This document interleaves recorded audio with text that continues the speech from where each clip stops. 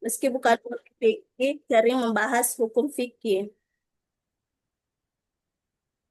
Kemudian dua tafsir ilmi yang artinya menafsirkan ayat-ayat Al-Quran berdasarkan pendekatan ilmiah atau menggali kandungan Al-Quran berdasarkan teori-teori ilmu pengetahuan. Contoh ayat contoh ayatnya yaitu dalam firman Allah yang artinya akan kami tunjukkan kepada mereka bukti-bukti kebenaran kami di segenap ufuk atau penjuru dan pada diri mereka sendiri sehingga jelas pada mereka bahwa Al-Quran itu benar. Contoh lainnya yaitu penciptaan alam semesta yang mana dijelaskan dalam Al-Quran surat Al-Anbiya ayat 30 yang artinya dan apakah orang-orang yang kafir tidak mengetahui bahwa langit dan bumi itu keduanya dahulu adalah suatu yang padu, kemudian kami pisahkan keduanya. Tafsir ilmu ini dikaitkan dengan teori Big Bang bahwa alam semesta bermula dari satu titik padat, kemudian meledak dan berkembang. Tokoh-tokoh yang terkenal dalam tafsir ilmi yaitu Tantawi Jauhari, atau yang karyanya Al-Jawahir fil Tafsir Al-Quran Al-Karim, jilid 36 dan Ragib Al-Isfahani, Sahkul Al-Najjar, penafsiran Sais dan penulis Al-Ijaz Al-Ilmi. Terus Bagir Jasairi, Busail, walaupun bukan penafsir, terkenal dengan kajian Sais dan Al-Quran. Ketiga, corak tafsir falsafi, yaitu penafsiran ayat-ayat Al-Quran berdasarkan pemikiran atau pandangan falsafi, seperti tafsir al-Ari, bi al-Ra'i, yang mana contohnya dan tafsir ini ayat yang Al-Quran surat Al-Hadid ayat 3 yang menafsirkan yang mengatakan tidak ada keberadaan yang lebih sempurna daripada keberadaannya. Tidak ada yang tersembunyi dari kekurangan sesuatu yang ada dalam keberadaan zatnya. Dia zahir tampak dan sebab kezahirannya dia tidak tampak batil. Dengannya tampaklah semua yang tampak seperti matahari yang bisa menampakkan semua yang tersembunyi dan menyembunyikannya bukan karena tersembunyi. Contoh ayat lain penciptaan Al-Quran Al-Baqarah ayat 117 yang artinya jika dia menetapkan sesuatu, dia hanya berkata kepadanya, jadilah maka jadilah. Yang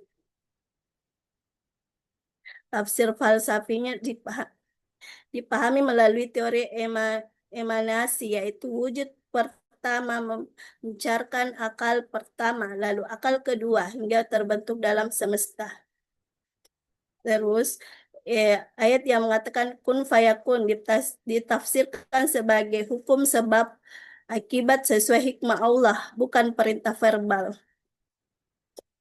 Tokoh-tokoh tafsir falsafi ada Ibnu Sina yang karyanya banyak metawil filosofis pada ayat-ayat metafisika. Al-Farabi, Ibn Rus, Ad-Feroz yang karyanya penekanan akal dan filsafat. Ikhwan Al-Safa yang karyanya ensiklopedia filosofis dengan tafsir ayat. Al-Razi yang karyanya walaupun lebih teologis banyak unsur filosofnya. Dan Nasiruddin Tusi. Empat corak tafsir adabi ijtimai yang artinya mengemukakan ungkapan-ungkapan Al-Quran secara teliti, selanjutnya menjelaskan makna-makna yang dimaksud oleh Al-Quran tersebut dengan gaya bahasa yang indah dan menarik. Kemudian berusaha menghubungkan nas-nas Al-Quran yang di tengah dikaji dengan kenyataan sosial dan sistem budaya yang ada. Contohnya dalam Quran Surat Al-Hujurat ayat 49-13 yang artinya sesungguhnya yang paling mulia di antara kamu di sisi Allah adalah yang paling bertakwa. Jelaskan penafsirannya, menjelaskan keindahan suasana ayat dan pesan kesetaraan manusia. Yang kedua, menekankan nilai-nilai sosial anti diskriminasi sosial, solidaritas, persaudaraan.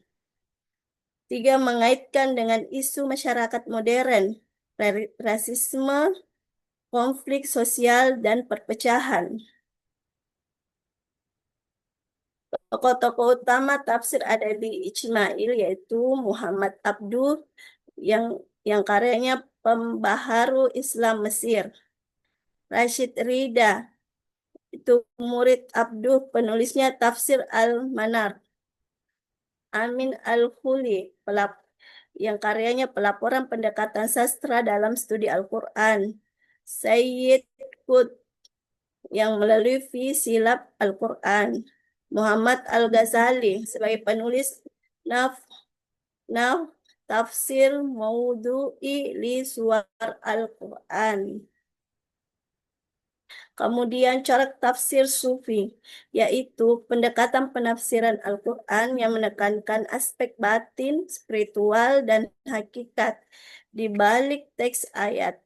Tafsir ini tidak hanya memahami makna lahiriah atau sahir, tetapi juga makna batin sebagai tingkatan makna yang lebih dalam.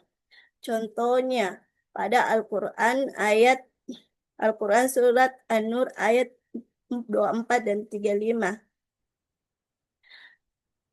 yang artinya Allah adalah cahaya langit dan bumi. Makna sahirnya Allah sebagai penerang hakiki semesta dan makna sufinya cahaya Allah atau petunjuk yang menyinari hati hamba. Ayat menekankan perjalanan hati menuju pencerahan spiritual.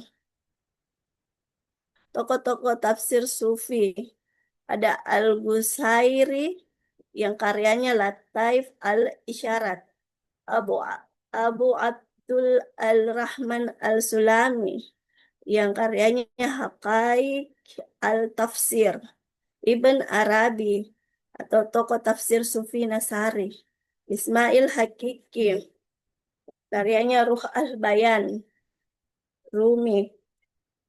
Meski tidak penulis tafsir lengkap, banyak tafsir ayat dalam Matanawi, karya Matanawi. Kesimpulannya, corak tafsir secara umum menurut pengertian di atas adalah kehususan suatu tafsir yang merupakan dampak dari kecenderungan seorang mufasir dalam menjelaskan maksud-maksud ayat-ayat Al-Quran.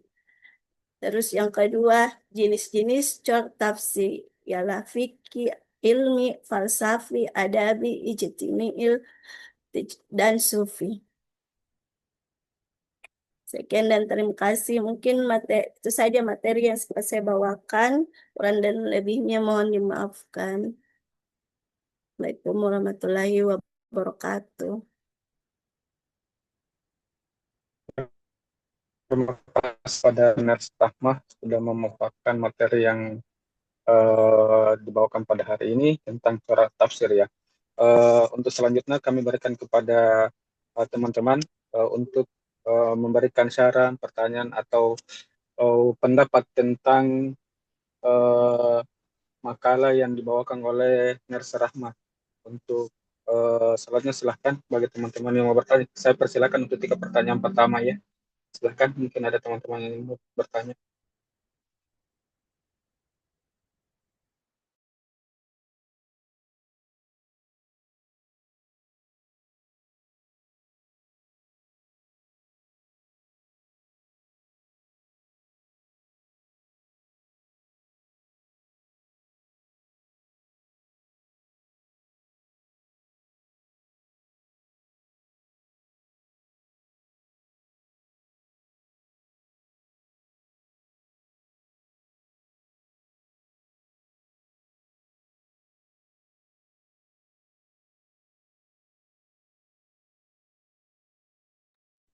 Yang ada yang ingin bertanya?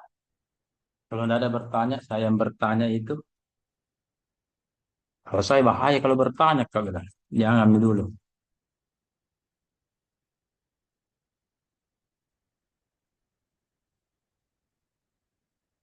Silakan, silakan.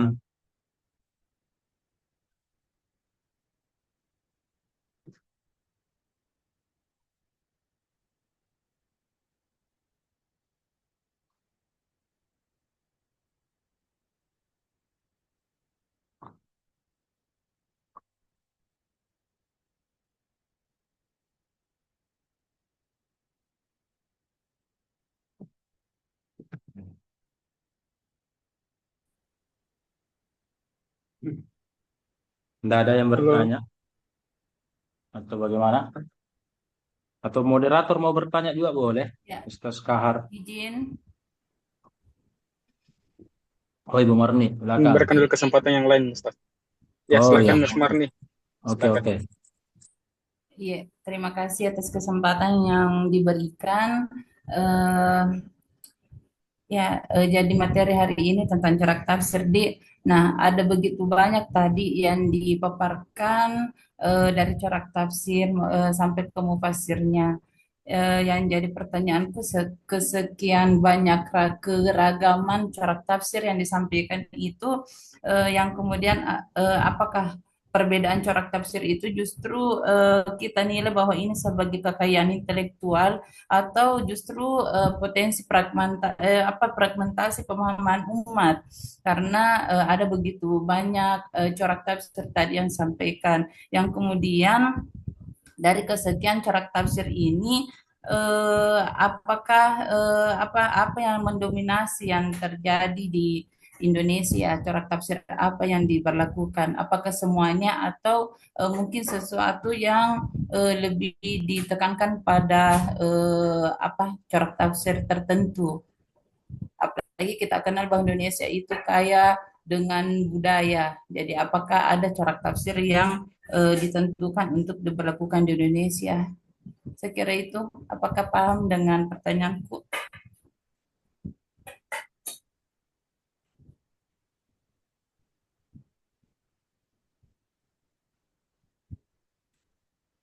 Kita tolong Nurse, bisa yang pertama, pertanyaan pertama, potensi pragmatis umat tentang corak tafsir, begitu maksudnya. Iya, iya karena Ya, kita Nurse kan Marni, tadi seulang menjelaskan bahwa mungkin begitu. pertanyaannya. Jadi pertanyaannya ada dua kalau tidak salah. Yang pertama,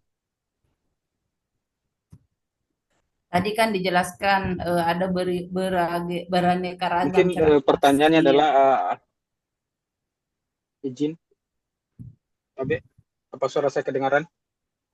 Ya, kedengaran? Kedengaran, Pak.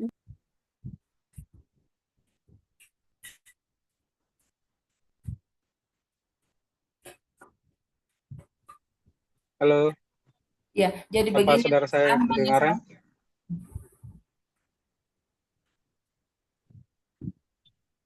Oke, Jaringan. Nurse.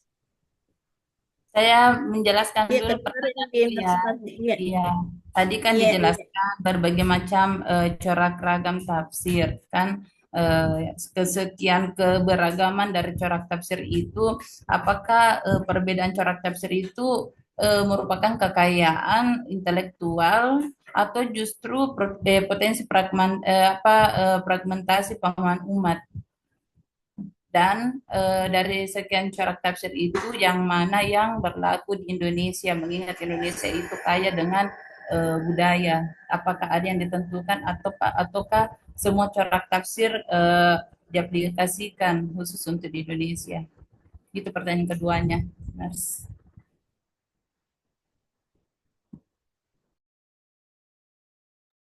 Apa sudah jelas, Nurse Rahma? Iya, Pak.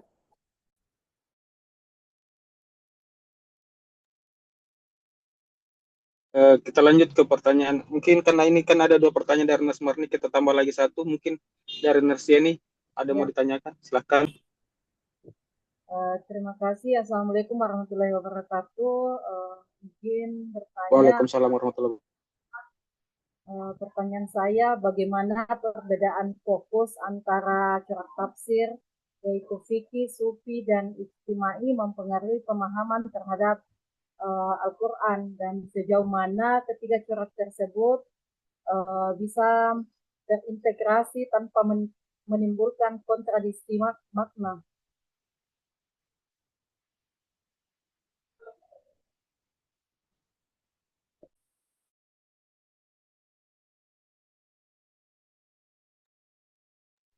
Bagaimana Ners Rahma, Yang sudah jelas? apakah presenter sudah jelas pertanyaan Yang saya?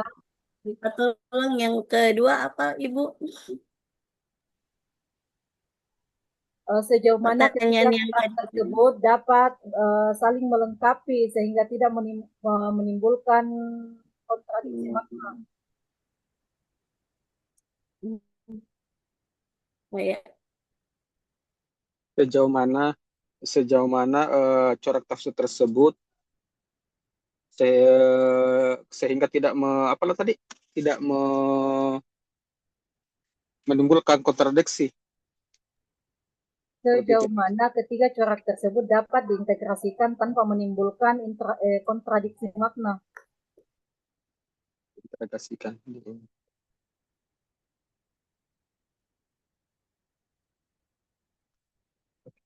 Bagaimana Ners Rahma, sudah paham dengan pertanyaannya?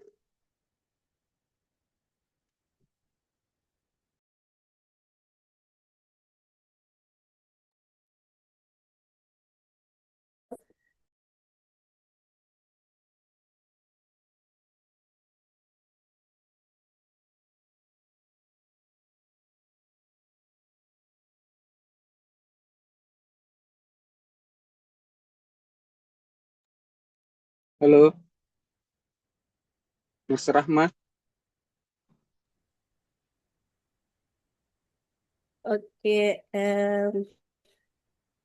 Silakan Ners Rahma. Bismillahirrahmanirrahim. Ya, saya akan mencoba menjawab pertanyaan Nars Marni, yaitu potensi pragmatis umat dalam kekayaan intelektual.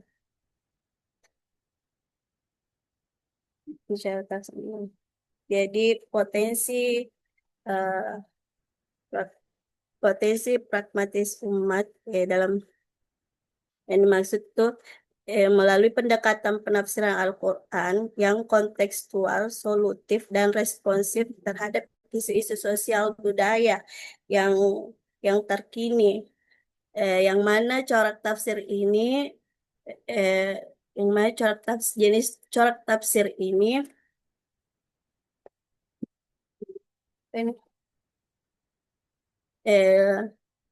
sebagai pedoman. Corak tafsir ini kan ayat-ayat dari Al-Quran, yang mana Al-Quran ini sebagai pedoman hidup kita. Jadi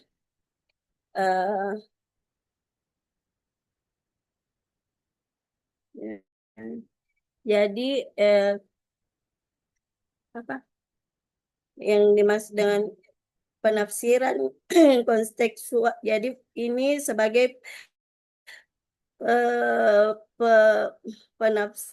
pendekatan penafsiran Al-Quran yang konseptual dan memberikan solusi terhadap isu-isu sosial budaya yang terkini. Jadi kalau misalkan apakah yang mendominasi di Indonesia, saya kira semua corak tafsir ini mewakili dari persoalan-persoalan yang ada di Indonesia. Saya kira seperti itu.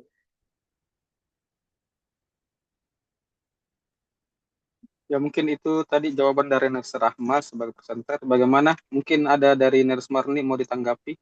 Silahkan Ners Marni. Oke, terima kasih Nurs Rahma dan moderator. Mungkin sedikit saya tanggapi dan saya memperjelas pertanyaan saya. Tadi kan dijelaskan corak tafsir yang beraneka ragam kan. Nah, saking beraneka ragamnya itu, apakah justru tidak menyebabkan potensi fragmentasi pemahaman umat? Karena sebagaimana kita ketahui, jika begitu banyak mufasir atau corak tafsir yang disebutkan, justru yang dikhawatirkan itu apa namanya ada yang kemudian tafsir dijadikan sebagai ideologi. dari penafsiran itu. Ini yang saya pertanyakan sebenarnya, bahwa dari keberagaman itu apakah dari beberapa mufasir yang sebutkan tadi itu, apakah itu yang justru tidak menyebabkan fragmentasi terjadi dalam penafsiran, seperti itu mungkin maksudnya. Nah, terus yang pertanyaan kedua, saya kira kalau memang itu diaplikasikan semua jenis corak tafsir di Indonesia, ya saya juga kurang memahami ya, seperti itu ya. Karena saya kembali lagi bahwa tidak semua yang berlaku secara internasional itu artinya berlaku juga secara nasional, apalagi perbedaan karakteristik dari Indonesia khususnya itu kan budayanya tinggi ya, beda dengan mungkin dari negara lain. Jadi saya kira ada pembeda atau bagaimana.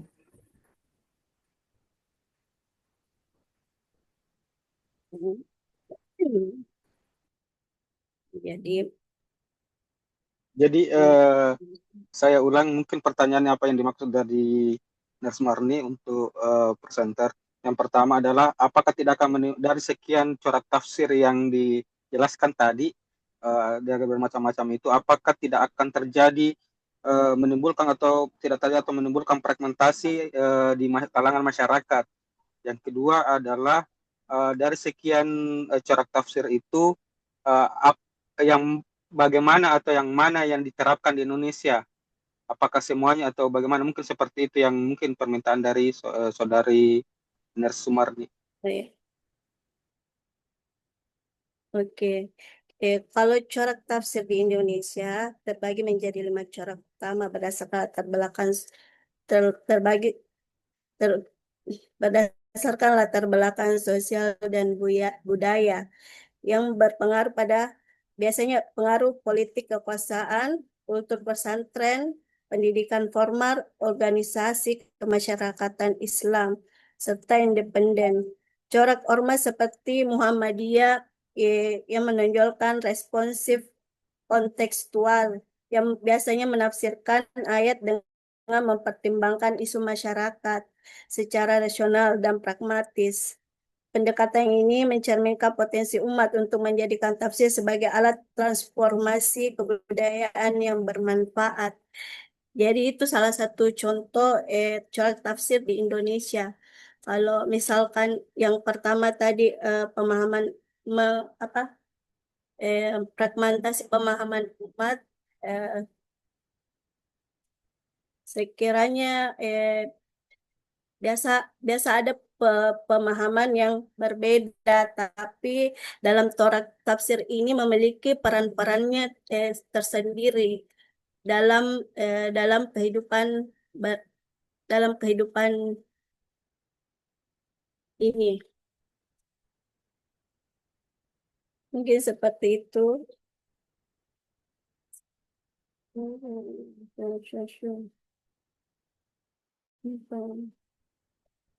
Bagaimana Nurse Marni?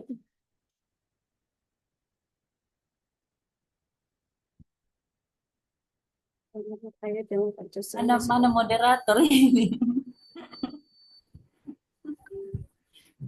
Langsung Madi, iya Pak. Ya, terima kasih Nas Rahma atas jawabannya. Minta maaf kalau tidak puas. Saya juga kurang paham dengan Tidak, sebenarnya dengan materi. di Nas Rahma mana? Tidak ada Pak moderator nih. Terlempar kayaknya, Pak. Oke.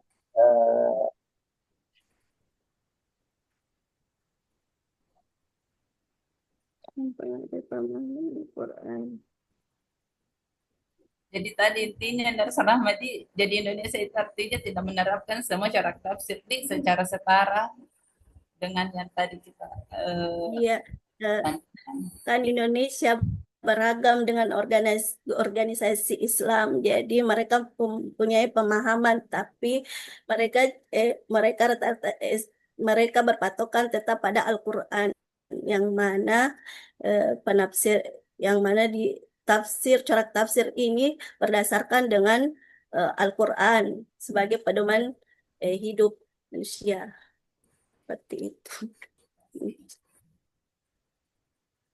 kasih Nas Rahma. Iya. Al-Quran. Terus pertanyaan Narsieni yaitu bagaimana mempengaruhi pemahaman Al-Quran. Jadi corak tafsir ini tidak sama sekali mempengaruhi Al-Quran, ayat-ayat Al-Quran. Malah corak tafsir ini menyesuaikan eh, ayat-ayat yang ada di Al-Quran yang yang sudah yang yang langsung dari Nabi Muhammad. Dan terus sejauh mana corak tafsir tersebut menimbulkan kontradiksi makna? Kalau menurut saya corak tafsir ini eh, menimbulkan kontradiksi makna. Saya kira kalau corak tafsir ini tidak menimbulkan kontradiksi makna karena itu tadi ini sesuai dengan ayat Al-Quran. Jadi eh,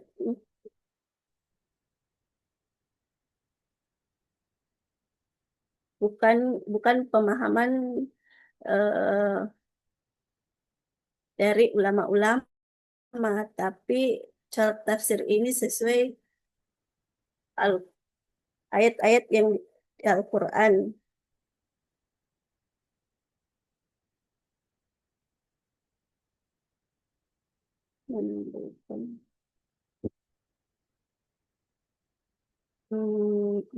Moderator mungkin muncul. Bagaimana moderator atau Narseni?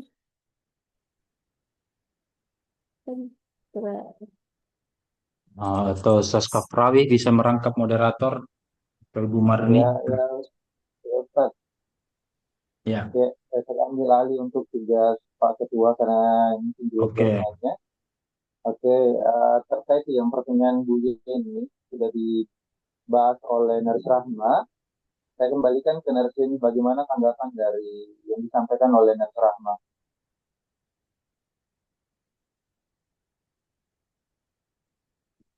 Nurse Yeni. Ya, terima kasih moderator. Mungkin pertanyaan saya bisa saya sederhanakan. Bagaimana perbedaan fokus antara ketiga corak tafsir yaitu fikih sufi dan ijma'i dalam menjelaskan Al-Quran, mungkin itu sederhananya. Dan pertanyaan keduanya, sejauh mana ketiga corak tersebut bisa saling berintegrasi tanpa menimbulkan kontradiksi makna terhadap Al-Quran. Karena kan fokusannya beda, fokusnya ke sini, misalnya fikih dia fokusannya misalnya memandang Al-Quran sebagai hukum normatif, kemudian bagaimana kata di penjelasannya. Kemudian kalau sufi fokusannya kemana, ijtimai fokusannya kemana, itu apa perbedaannya. Kemudian bagaimana ketiga penafsiran fikih, sufi dan ijtimai tersebut saling berintegrasi sehingga tidak menimbulkan kontradiksi makna terhadap Al-Quran. Seperti itu pertanyaan saya. Terima kasih. Ya, terima kasih Nurse. Dalam berintegrasi. Saya kembalikan ke Nurse Rahma, silakan. Oke, sesuai dengan pengertian dari corak tafsir. Jadi dari perbedaan di tafsir fikih, ilmi, dan yang lainnya. Jadi sesuai dengan pengertian corak tafsir fikih itu corak tafsir yang cenderung mencari hukum-hukum fikih yang ada di dalam ayat-ayat Al-Quran.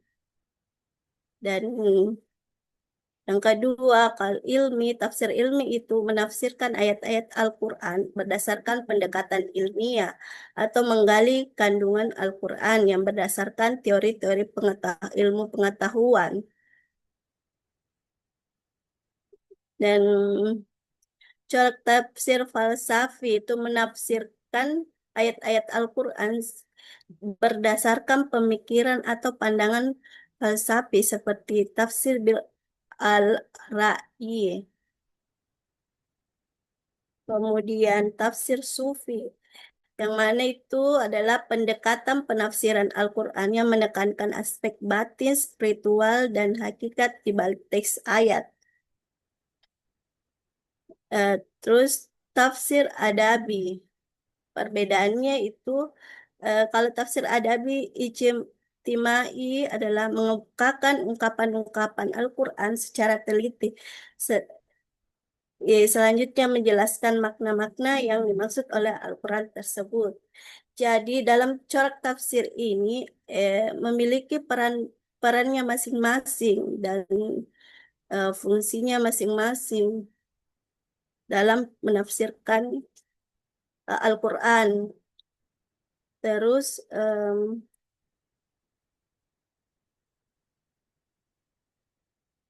sejauh mana pertanyaan selanjutnya, sejauh mana corak tafsir tersebut menimbulkan kontradiksi makna, ya Bu? Izin presenter, pertanyaan saya yang kedua itu bagaimana ketiga corak tafsir tersebut berintegrasi sehingga tidak menimbulkan kontradiksi. Berintegrasi.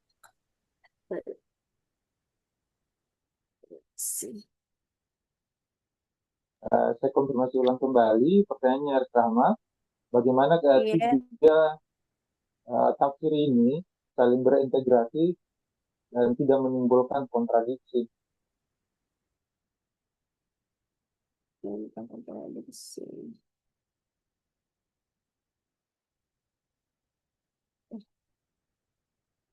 Saya cari dulu. Silakan.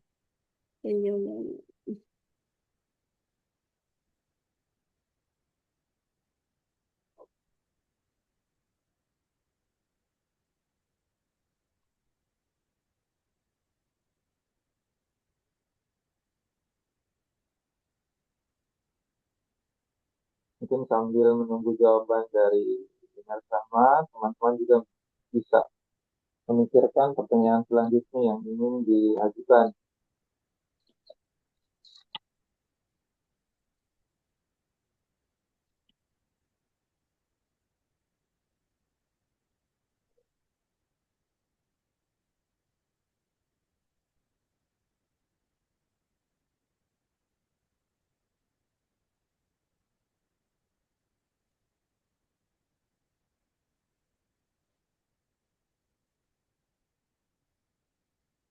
Assalamualaikum, izin nurse. Iya, Masih bisa bertanya? bertanya Meki. Gimana Aris Rahma? Ya, silakan. Menghubungkan itu, kalau misalnya kita dia ke hukum, kemudian kalau sufi tadi kita jelaskan sufi prinsipnya bagaimana etika dan spiritual, kemudian kalau ijtimai itu tentang pedoman kehidupan, bagaimana itu ketiga itu bisa terintegrasi sehingga memperkuat pemahaman Al-Quran.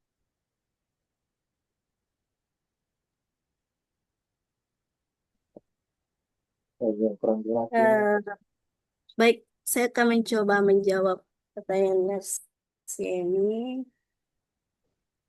Sejauh mana corak tafsir tersebut berintegrasi sehingga menimbulkan kontradiksi makna. Integrasi corak tafsir seperti fikih, tasawuf ilmiah, filosofi, dan lugawi bertujuan menghasilkan pemahaman komprehensif Al-Quran, tetapi sejauhnya dapat menimbulkan kontradiksi makna jika tidak dilakukan secara hati-hati dan profesional. Biasanya terjadinya penyebab kontradiksi makna ketika corak ilmiah memaksakan teori sains temporal pada ayat-ayat yang bertentangan dengan corak fikih atau sufi yang sakral, berpotensi menunjukkan status Al-Quran menjadi profan atau pemaduan corak. Juga rentan jika mengabaikan kaidah usul tafsir yang menghasilkan takwil keliru seperti dalam tafsir ilmi yang dikritik karena ketidakpastian ilmu pengetahuan. Jadi kontradiksi dalam dalam corak tafsir ini ada seperti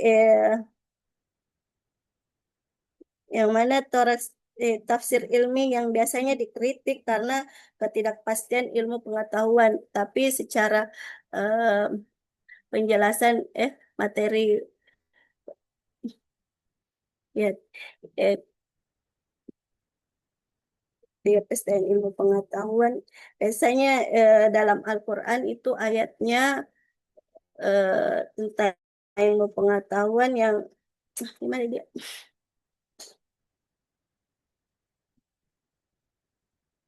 Mungkin itu bagaimana Nars? Jadi kurang. Ya, terima kasih Nars Rahma. Saya kembalikan ke Nars ini. Ya, oke, terima kasih Eh, banyak. Oh ya, Atau Bapak bisa terima, menambahkan?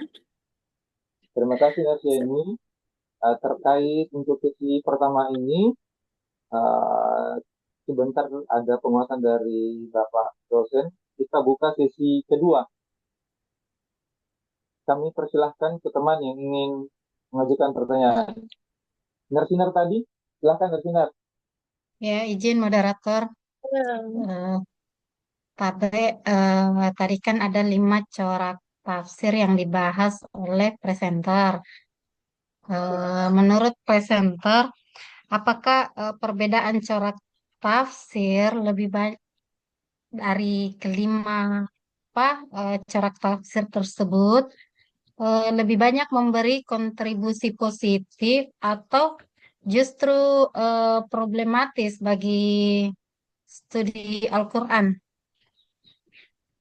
Tabe, itu saja. Terima kasih Apa Narsinar. perbedaan?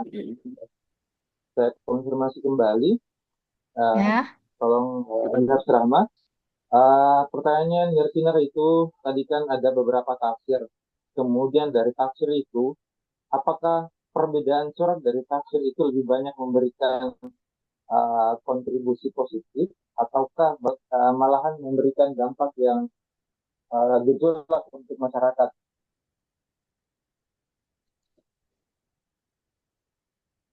Ya. Masih ada yang lain?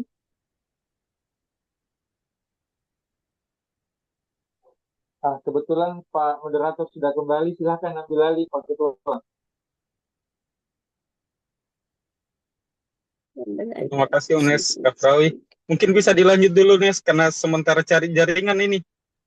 Oh, Sementara di sudah jalan jelas. cari jaringan dulu. Ya, Iya, siap. karena lagi hujan di sini. Ini Ya, saya ya. sementara takutnya tes tidak stabil lagi ya. Nanti saya ya, kasih banyak. Bagaimana dengan teman-teman yang lain? Sambil menunggu Tafsir. pertanyaan dari teman-teman yang lain, saya persilakan Nars Rahma untuk menjawab pertanyaan dari Narsinar.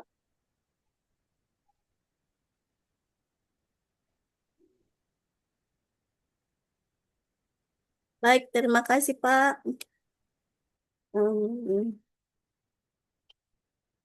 Jadi pertanyaannya apakah perbedaan cara tafsir memberikan kontribusi yang positif di kehidupan? Mas, eh, pastinya memberikan kontribusi yang positif. Misalkan corak tafsir pada fikih. Corak tafsir pada fikih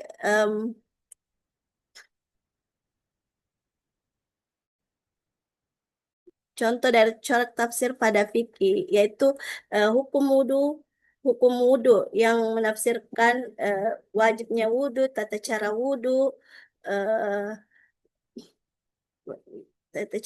dan hukum wudhu dengan dengan eh, dengan peran peran corak tafsir masing-masing ini bisa dapat memberikan kontribusi positif bagi kehidupan bermasyarakat agar eh, agar apa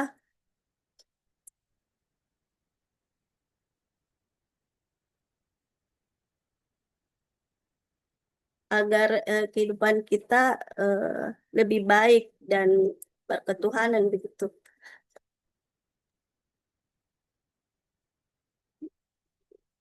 Hmm. Terus misalkan juga tafsir ilmi. Tafsir ilmi ini eh,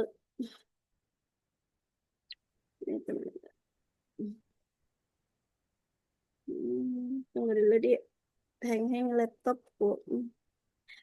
Misalkan tafsir ilmi menafsirkan ayat-ayat Al-Quran berdasarkan pendekatan ilmiah.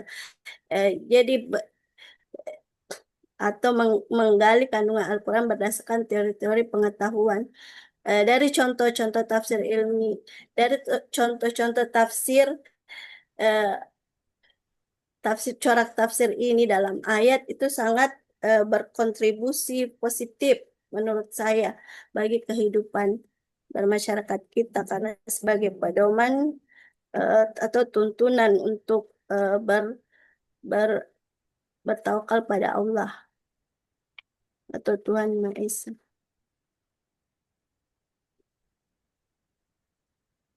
Mungkin seperti itu, Nars. Ya. Terima kasih Nars Rahma. Saya kembalikan ke penanya Nars Dinar. Bagaimana ada tanggapan dari yang disampaikan Nars Rahma? Tadi sebenarnya pertanyaannya, eh, apakah dari kelima perbedaan dari kelima corak tafsir tersebut banyak memberikan kontribusi positif atau justru problematis bagi studi Al-Quran? Eh, Bagi studi Al-Qurannya bukan masyarakat. Tadi jawabannya Menurut eh, lebih banyak memberi kontribusi positif ya. Ada juga masuk ya, jawabannya di situ. Iya.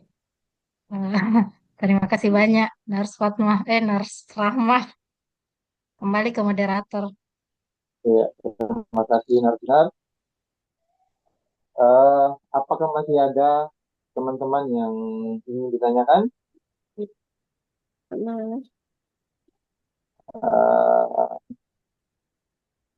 Izin, izin, karena Ners. silakan Mas Karudin. Izin, minta maaf. Apa saudara saya sudah kedengaran bagus? Soalnya di sini Ya, agak susah ya, sekali jaringan. Ya, oke. ya. Minta maaf sebelumnya Pak, kedengaran, Pak. Pak Ustadz. Tadi sempat terlempar ini sementara berusaha lagi mencari jaringan. Kebetulan berada agak jauh sih dari ini. Eh, saya mau bertanya izin untuk moderator, untuk presenter. Saya mau tanyakan adalah apakah kriteria ilmiah untuk menilai validasi sebuah corak tafsir dalam kajian tafsir kontemporer? Halo? Kriteria ilmiah. Ya, Iya, iya. Saya ulang, saya Kriteria ulang. ilmiah. Halo? ya, ulangi. Halo? Iya, iya. Iya, iya. Oh ya, ya, tapi tidak terlalu ini. Saya langsung saya pertanyaannya di supaya ini karena agak ini. Iya. Apa kriteria ilmiah untuk menilai validitas Ya. sebuah corak tafsir dalam kajian tafsir Tahap. kontemporer? Halo? Iya, iya, iya. Didengar, Ji. Oh, jadi kerja ya. Iya. Tidak masalah, Oke, iya. putus-putus di sini. Iya. Apa sudah jelas? Oke, iya, iya. Terima Ya, makasih kasih, banyak. Mas Nahar. Untuk Mas Rahma, Maaf, saya saya, tadi. Ya. ya, nanti saya anukan. Udah Pertanyaannya, Mas kedengaran Rahma, tadi. Ya. iya, iya, saya ulang. Nanti saya ulang. Pertanyaannya itu, apa kriteria ilmiah untuk menilai validitas dalam corak tafsir dalam kajian tafsir kontemporer?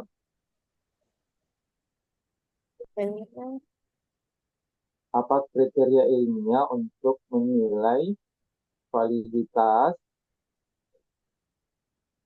Dalam kajian dalam kajian tafsir kontemporer?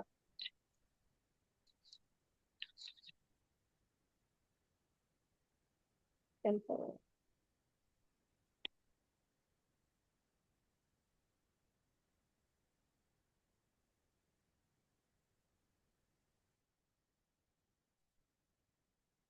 Oke.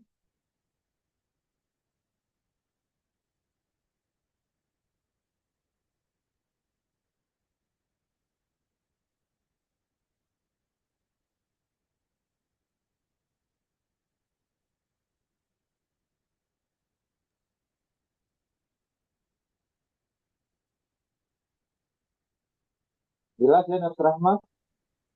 Iya, jelas. Eh, saya mencoba untuk menjawab, apakah kriteria ilmiah untuk menilai validitas dalam kajian tafsir kontemporer? Ya, kriteria utamanya yaitu jadi ada ya kriteria utama dalam menilai validasi dalam kajian tafsir kontemporer. Kajian kriteria utamanya itu validitas, yaitu kriteria yang mencakup bersih dari Israiliyat atau hadis palsu. Kemampuan diuji secara empiris melalui analisis bahasa, sejarah, nusul, dan konteks sosial, serta integrasi logis dengan ilmu pengetahuan modern tanpa memaksakan teori temporal. Yang mana pendekatan kritis seperti ini memerlukan dialog antara masa lalu atau nusul dan sekarang dengan prioritas al-ihtida bil Quran untuk menjaga relevansi hidup sehari-hari. Jadi itu kriterianya, kriteria ilmiah untuk menilai validasi dalam kajian tafsir kontemporer. Ya, silahkan saya kembalikan ke Nurse Farudin. Terima kasih atas jawabannya, Nes. Mungkin walaupun sedikit mungkin putus-putus, mungkin ya sudah masuk semuanya. Ya, terima kasih Nurse Farudin. Hati-hati di jalan. Bagaimana teman-teman? Apakah masih ada yang ditanyakan? Oke, kalau begitu, saya pikir sudah tidak ada yang bertanya lagi. Sebelum kita menutup diskusi kali ini, kita berikan aplaus dulu kepada Nes Rahma yang sudah berusaha menjawab semua pertanyaan-pertanyaan dari teman-teman. Terima kasih. Dan mari kita ucapkan Alhamdulillahirabbil alamin. Dan saya kembalikan kepada dosen pembimbing. Dan saya akhiri, Assalamualaikum warahmatullahi wabarakatuh. Waalaikumsalam warahmatullahi wabarakatuh. Bismillahirrahmanirrahim. Silakan, Bapak. Assalamualaikum warahmatullahi wabarakatuh.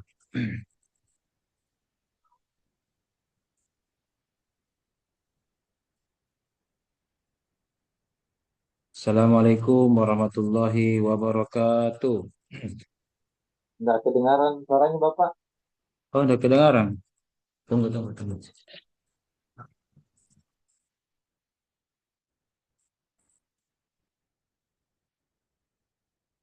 Oke. Coba diulang lagi. Assalamualaikum warahmatullahi wabarakatuh. Waalaikumsalam warahmatullahi wabarakatuh. Jamaah. Waalaikumsalam warahmatullahi wabarakatuh. Oke ya. Oh jamaah, alhamdulillah ya. Masya Allah. Luar biasa perjuangan dari nurse-nurse ini, atau kalau saya biasa panggil ustazah ya. Kalau mata kuliah studi Quran itu saya panggil ustazah semua ini. Ustazah Marni, Ustazah Jusna, Ustaz Ismail, ya kan? Oke. Ada yang cari sinyal, ada yang berkendara, ada baik di motor atau di mobil, luar biasa ya. Ada sambil dekat dengan anaknya atau bahkan pangku cucunya. Masya Allah, luar biasa perjuangan ini ya. Tak usah saya sebutkan siapa itu, tapi saya lihat di semua itu. Ya. Walaupun background tak begini, ya sama tahu itu lain-lain, aku tahu aja. Ya. Oke, kita lihat dulu.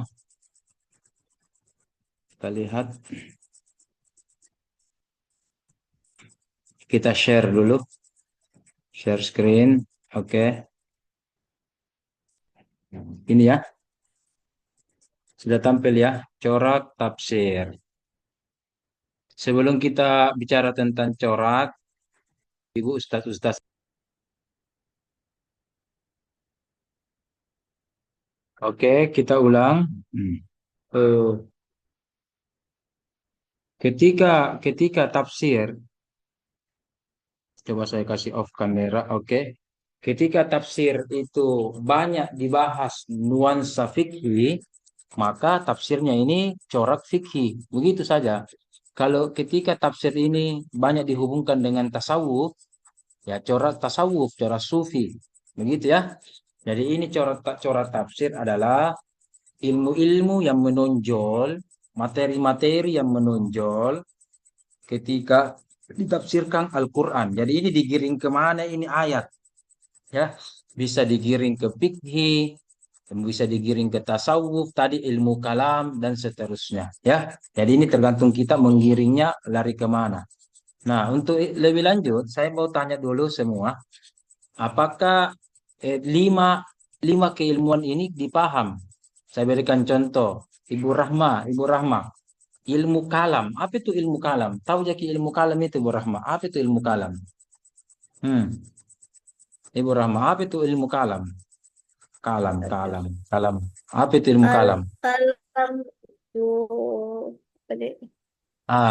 Ya kan? Ilmu Pemakalan lagi kita tahu ucapan. memang luar biasa Ibu Rahma ini berusaha menjawab ya. Ah, kalau ilmu fikih Ibu Rahma tahu ya ilmu fikih. Bagaimana itu ilmu fikih Ibu Rahma? Contohnya ilmu fikih bagaimana? Ilmu Itu tadi. ilmu fikih kayak contohnya seperti kayak aturan aturan sholat Oke, gitu, oke. Kita kasih berpuasa, kata kunci. Bagus. cara Begitu ya. Jadi fikih ya bagaimana tentang ibadah ya. Salat, ada tadi ya mawaris, ibadah. ibadah dan muamalah. Ibadah dan muamalah Oh, namanya. Muamalah. Oke. Selanjutnya. Ah, oke. Kalau kalam, apa itu kalam? Kalam itu biasa istilah lainnya itu teologi, ilmu kalam. Ilmu yang berbicara tentang ketuhanan atau akidah. Ah, atau akidah. Itu. Dia ada tentang keimanan atau ketuhanan, ilmu tentang teologi. Sama dengan ini. Kalau gelar saya itu STHI, MTHI. TH itu teologi, ada hanya teologi.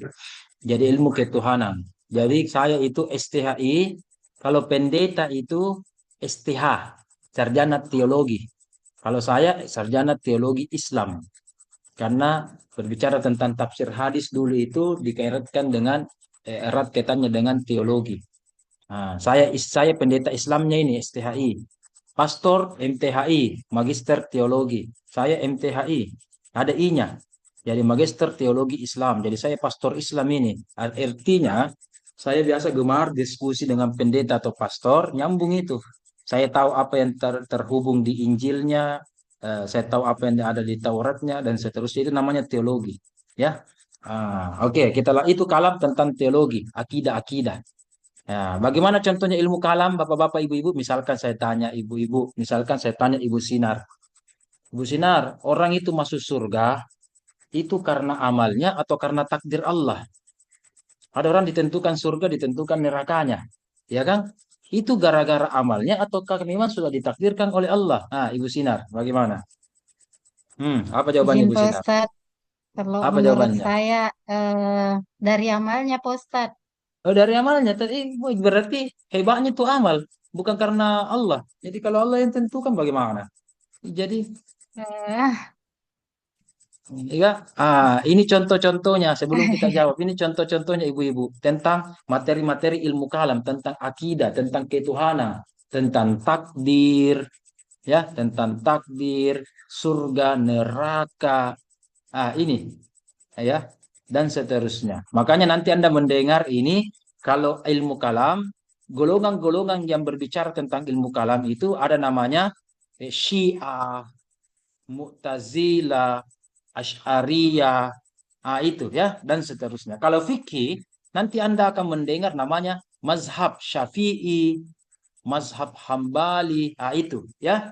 Jadi kalau fikih nanti golongannya namanya mazhab. Jadi kalau fikih itu nanti golongannya namanya apa? Mazhab. Jadi ini nanti namanya mazhab kalau ada golongan-golongan. Kalau teologi, kelompok-kelompoknya namanya firqoh. Firqoh. Ah, kemudian satu lagi sufi. Sufi ini berbicara tentang spiritual. Ya, tentang spiritual, tentang kolbu, tentang roh. Ya, tentang hal-hal yang gaib sufi. Itu namanya sufi, tentang tasawuf, tasawuf. Nah, kelompok-kelompoknya itu nanti namanya tarekat. Tarekat ibu-ibu. Jadi misalkan ibu Yeni ditanya, kalau fikih mazhab tak mazhab apa? Biasa rata-rata kalau Indonesia Syafi'i, mazhab Syafi'i. Ilmu kalam atau teologi, apa firqonya? Kalau di Indonesia itu Ahlu Sunnah wal Jamaah atau Al-Asy'ariyah, nama firqonya. Tarekatnya itu banyak tarekatnya, atau bahkan ada orang tidak ikut tarekat, ada juga yang ikut tarekat. Mulai dari ada tarekat Khalawatiyah, Naksabandiyah, Qadiriyah, dan ria-ria lainnya. Banyak itu ya. Itu namanya apa? Ilmu fikih, ilmu kalam, ilmu sufi. Kita bicara tentang corak, jangan sampai biar tadi ilmu kalam tidak dipaham ya. Oke. Sekarang falsafah. Ini falsafah paling gampang. Enggak. Nah.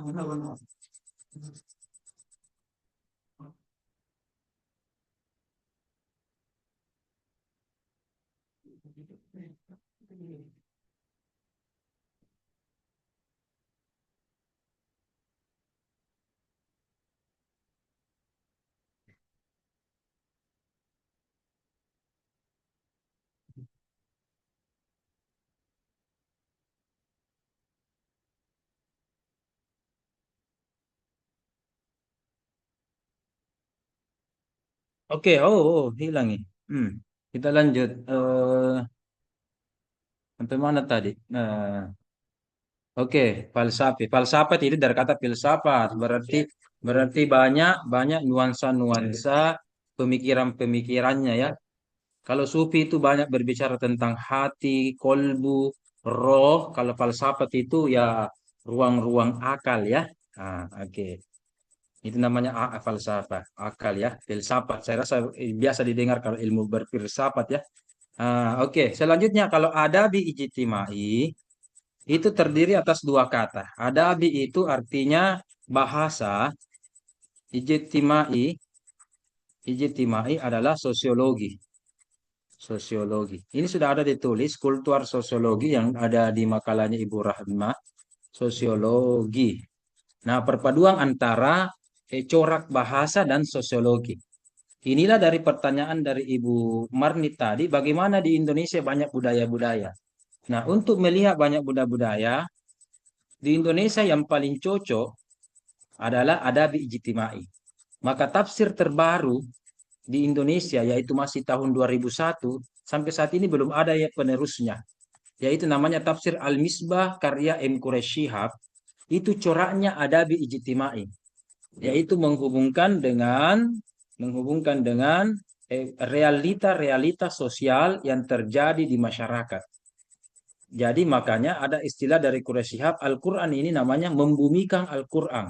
Al-Quran kan langit ya, dari langit, dari Allah, dari atas.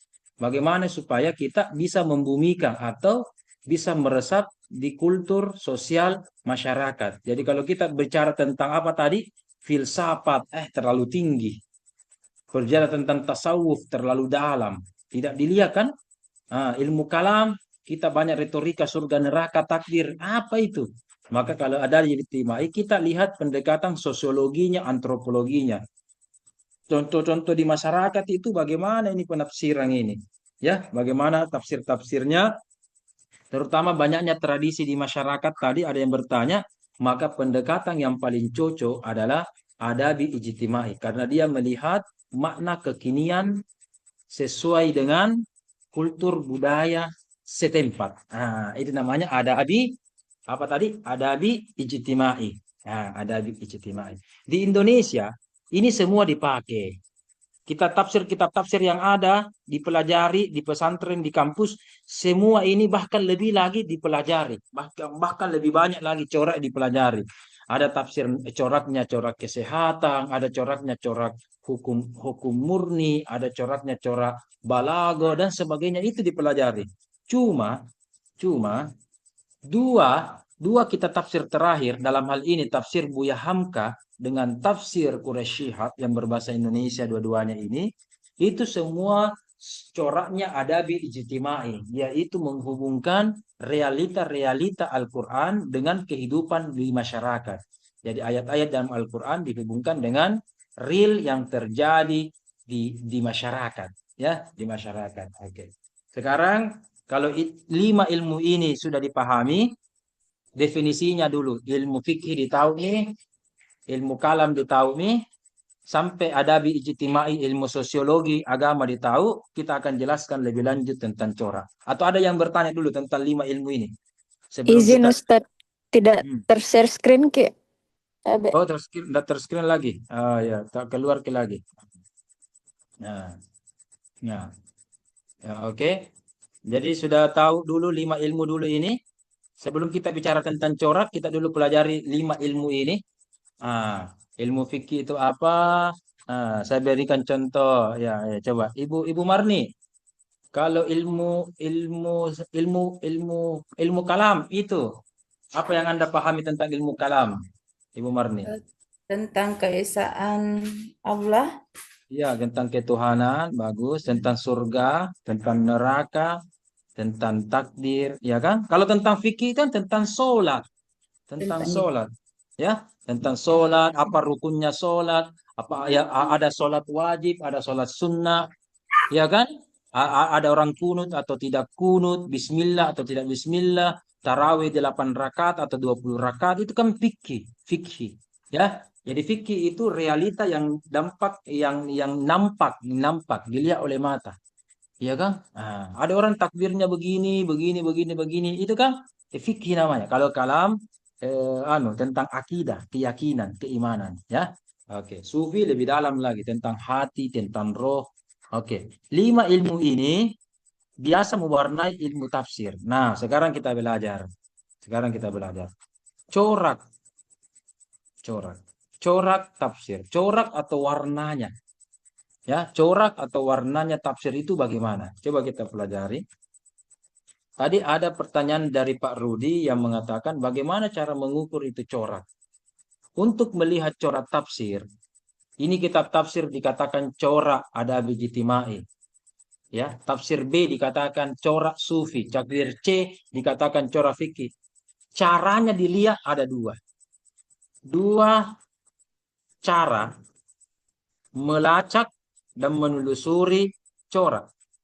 Catat baik-baik ini. Cara yang pertama adalah mengetahui mufassir. Jadi Anda ketahui dulu mufassirnya itu bagaimana. Ya. Kalau mufassirnya bagaimana?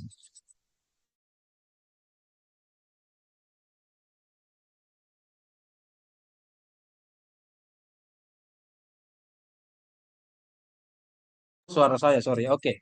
Jadi kita tahu dulu mufassir. Jadi untuk melihat corak tafsir kita harus tahu dulu mufassir. Apanya kita harus tahu mufassir? Yang pertama adalah latar belakang ilmunya. Yang kedua kecenderungan mufassirnya. Apa maksudnya? Ada begini.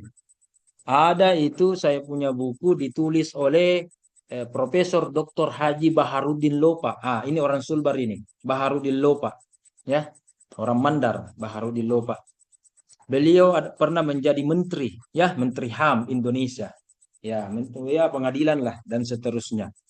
Oke, coba kalau saya tanya misalkan Ibu Nilam, ketika Profesor Dr. Baharudin Lopa, ya, almarhum, beliau menulis tafsir, kira-kira tafsirnya itu coraknya, nuansanya tentang apa, Ibu Nilam? Baharudin Lopa, biasa dengar kan? Baharudin Lopa, Ibu Nilam. Ada bukunya. Mohon maaf Ustaz, itu yang saya kurang tahu kalau Baharudin Lopa. Udah tahu, Baharudin Lopa itu adalah pernah menjadi Menteri HAM. hak asasi manusia, hukum dan hak asasi manusia. Berarti kalau begitu, coraknya karena dia adalah Menteri Hukum dan Hak Asasi, ya, makanya coraknya adalah corak hukum. Dan memang judul penafsirannya hak asasi manusia dalam Al-Quran. Ada dokter yang menulis tafsir, maka pasti tafsirnya bercorak apa? Kesehatan. Kesehatan. Begitu, begitu. Ada ahli bahasa menulis tafsir, berarti coraknya corak bahasa. Ya, ada filosof, ya, menulis bahasa, ya, coraknya nuansa filsafat, begitu, begitu. Ada ahli fikih, hakim ahli fikih, menulis bahasa, ya, ilmunya ilmu fikih. Ada patareka, mursyid tarekat, guru spiritual, ya kan? Menulis sebuah tafsir, ya, nuansanya tasawuf, sufi, begitu, begitu. Jadi dilihat latar belakang ilmunya dan kecenderungannya, ya. Kecenderungan. Oke, yang kedua, cara mengetahuinya adalah melihat konten tafsirnya. Ini harus dibaca. Melihat konten tafsirnya. Apa tema yang dia bahas secara bertele-tele dengan detail? Apa tema yang dia bahas dengan rinci, dengan detail, dengan rinci, dengan panjang lebar? Oh, ketika ada ayat, kemudian dia banyak menghubungkan dengan sholat, tayamum, wudhu. Ada yang bisa tebak? Ketika dia membahas tentang sholat, tayamum dengan wudhu, dia panjang lebar, bahkan sampai 10 halaman tafsirannya. Berarti kalau begitu, apa coraknya? Apa coraknya? Ayo, apa coraknya? Kalau banyak berbicara tentang puasa, sholat, tayamum, wudhu, apa coraknya? Fikih. Begitu, bagus, Fikih. bagus. Iya kan? Kita lanjut. Kalau ada tafsir yang banyak berbicara tentang kolbu, tentang roh, tentang jiwa, tentang makrifat, tentang hakikat, iya kan? Berarti tafsirnya corak apa itu? Sufi. Sufi, ya Sufi. begitu gampang. Jadi dilihat kontennya. Ketika dia panjang lebar, sekian halaman, ya kan? Oke, dia bahas tentang bahasa, tetapi mungkin satu kalimat saja, satu baris tentang bahasa. Tapi pas dia nuansa sholat, apa rukunnya, syaratnya, sunnah-sunnah sholat, apa yang membatalkannya, apa yang memakruhkannya, berarti dia tentang itu fikih itu. Ya, tapi ada juga biasa ulama tentang fikihnya dia istilahnya jangan dijelaskan dari fikih, tahu orang. Karena dia memang hobi, passionnya, ya, suka nuansa misalkan tadi tasawuf, maka kalau bicara tentang sholat, dia hubungkan dengan tasawuf. Dia hubungkan dengan tasawuf. Contoh, kalau ilmu fikih, ibu-ibu, tentang sholat ini ya, sholat. Coba kita lihat tentang sholat. Kalau bicara tentang rukun sholat, syarat sholat, yang batalkan sholat, apalagi sunnah-sunnah sholat, yang makruhkan sholat, itu tentang fikih. Itu nuansa fikih. Ya. Tapi kalau ditanya, sholatnya khusyuk atau tidak, itu nuansa sufi, bapak-bapak, ibu-ibu. Jadi bukan khusyuk itu, khusyuk itu ya perkara tasawuf. Sufi tasawuf.